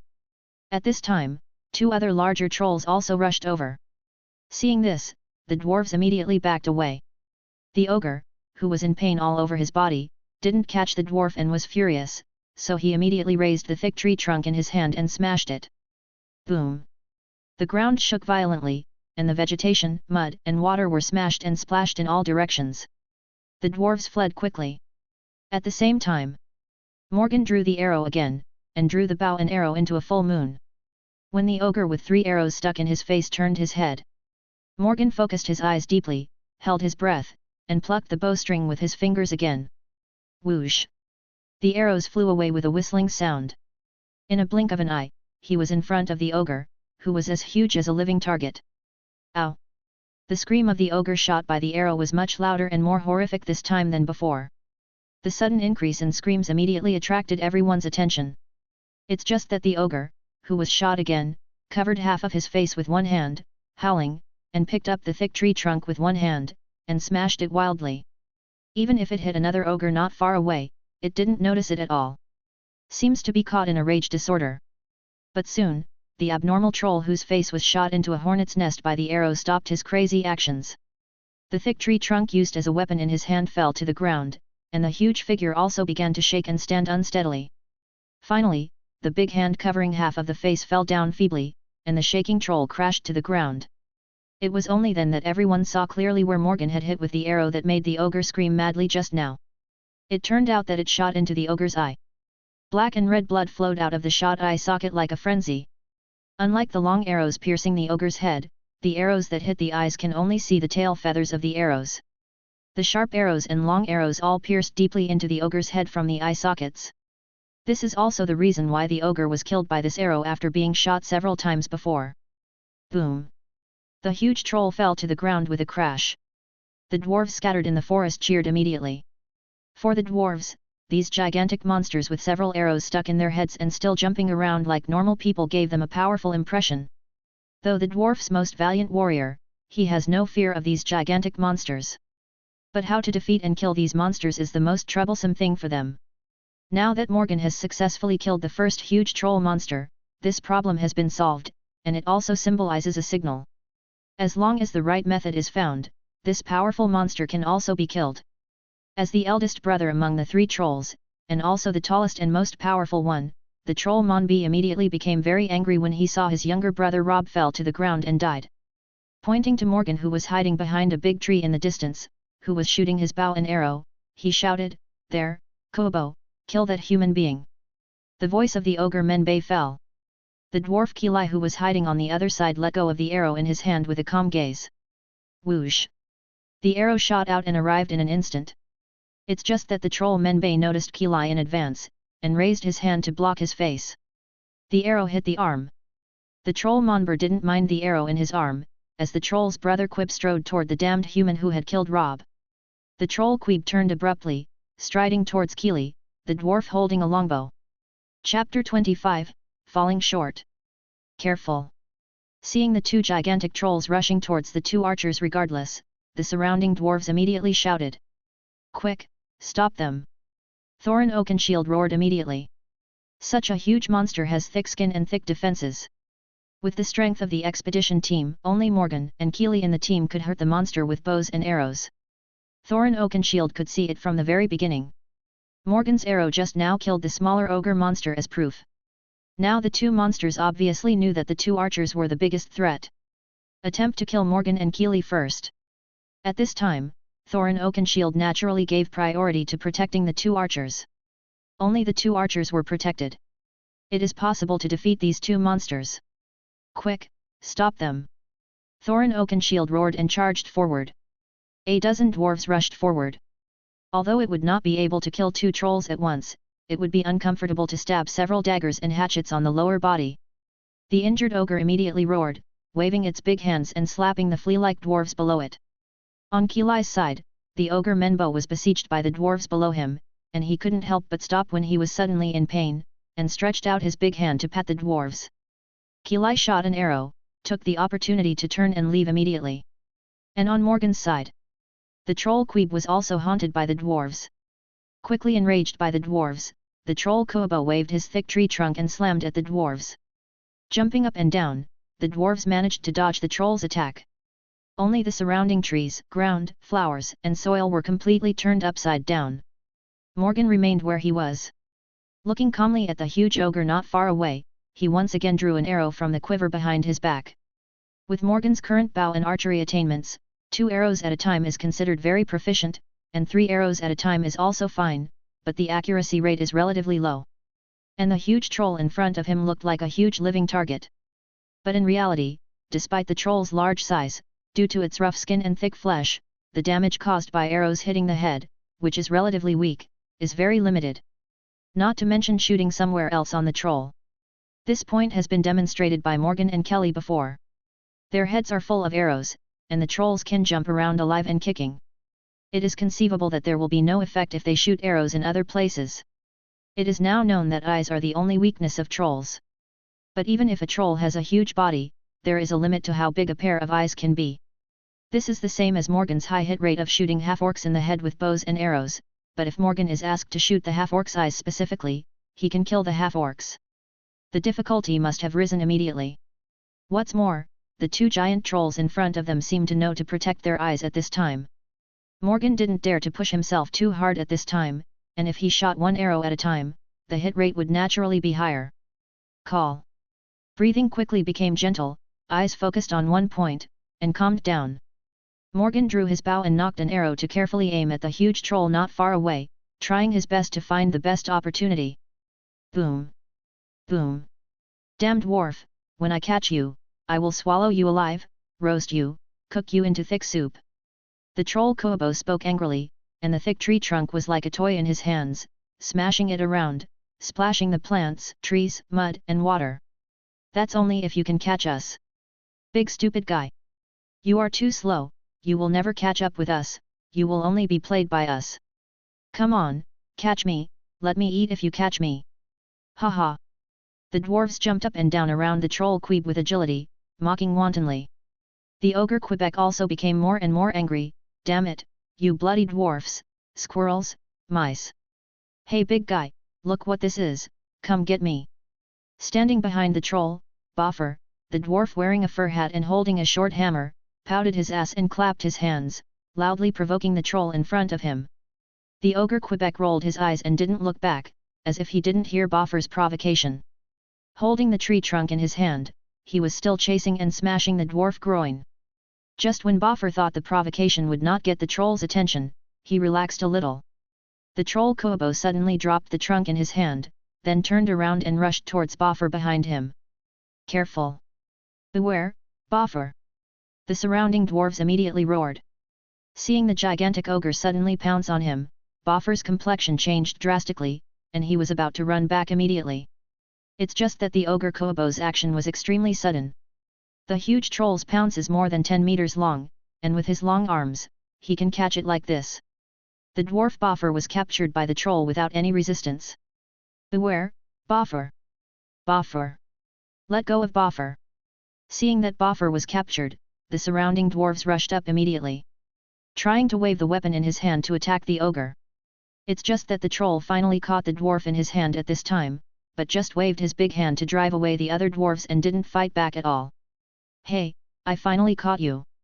The ogre Kobo grinned, revealing black, yellow and messy fangs, widened his muddy eyes, looked at the dwarf in his hand, and made a hideous sound. It's now. A little far away, Morgan, who stretched his bow and aimed at the ogre for a while, looked at the ogre standing there with a focused expression and wide-eyed eyes. The arrow that was clenched by the fingers suddenly loosened. Whoosh! The long arrow whizzed and shot out with a sound of rapid piercing through the air. Next second. Ow! With an extremely shrill sound, the scream immediately resounded through the entire forest battlefield. At this moment, the gazes of everyone, including the other troll, were immediately drawn to the screaming troll. Then everyone saw that the shot ogre Kobo threw out the dwarf Boffer from his hand. Immediately, his figure trembled, and he quickly reached out his hand to dig out something in a bleeding eye socket. Did not keep everyone waiting for long. Soon, the ogre pulled out a bloody arrow from its eye socket, and there was a bloody white thing hanging from the sharp point of the arrow. After pulling out the arrows in its eye sockets, the giant body of the ogre trembled even more. Only then did the troll reluctantly lift the bloody arrow to the other good eye, as if he wanted to see what was in front of him. But the huge body finally couldn't stand upright, and fell to the ground. Boom! The 4-meter-tall ogre fell to the ground. The ground shook. The last and largest remaining troll finally felt afraid. Turn around and run immediately. Morgan was about to shout to stop the troll. But seeing the dwarves who were blocking the surrounding area immediately made way for the ogre, Morgan couldn't help but exclaimed in a hurry, "Damn!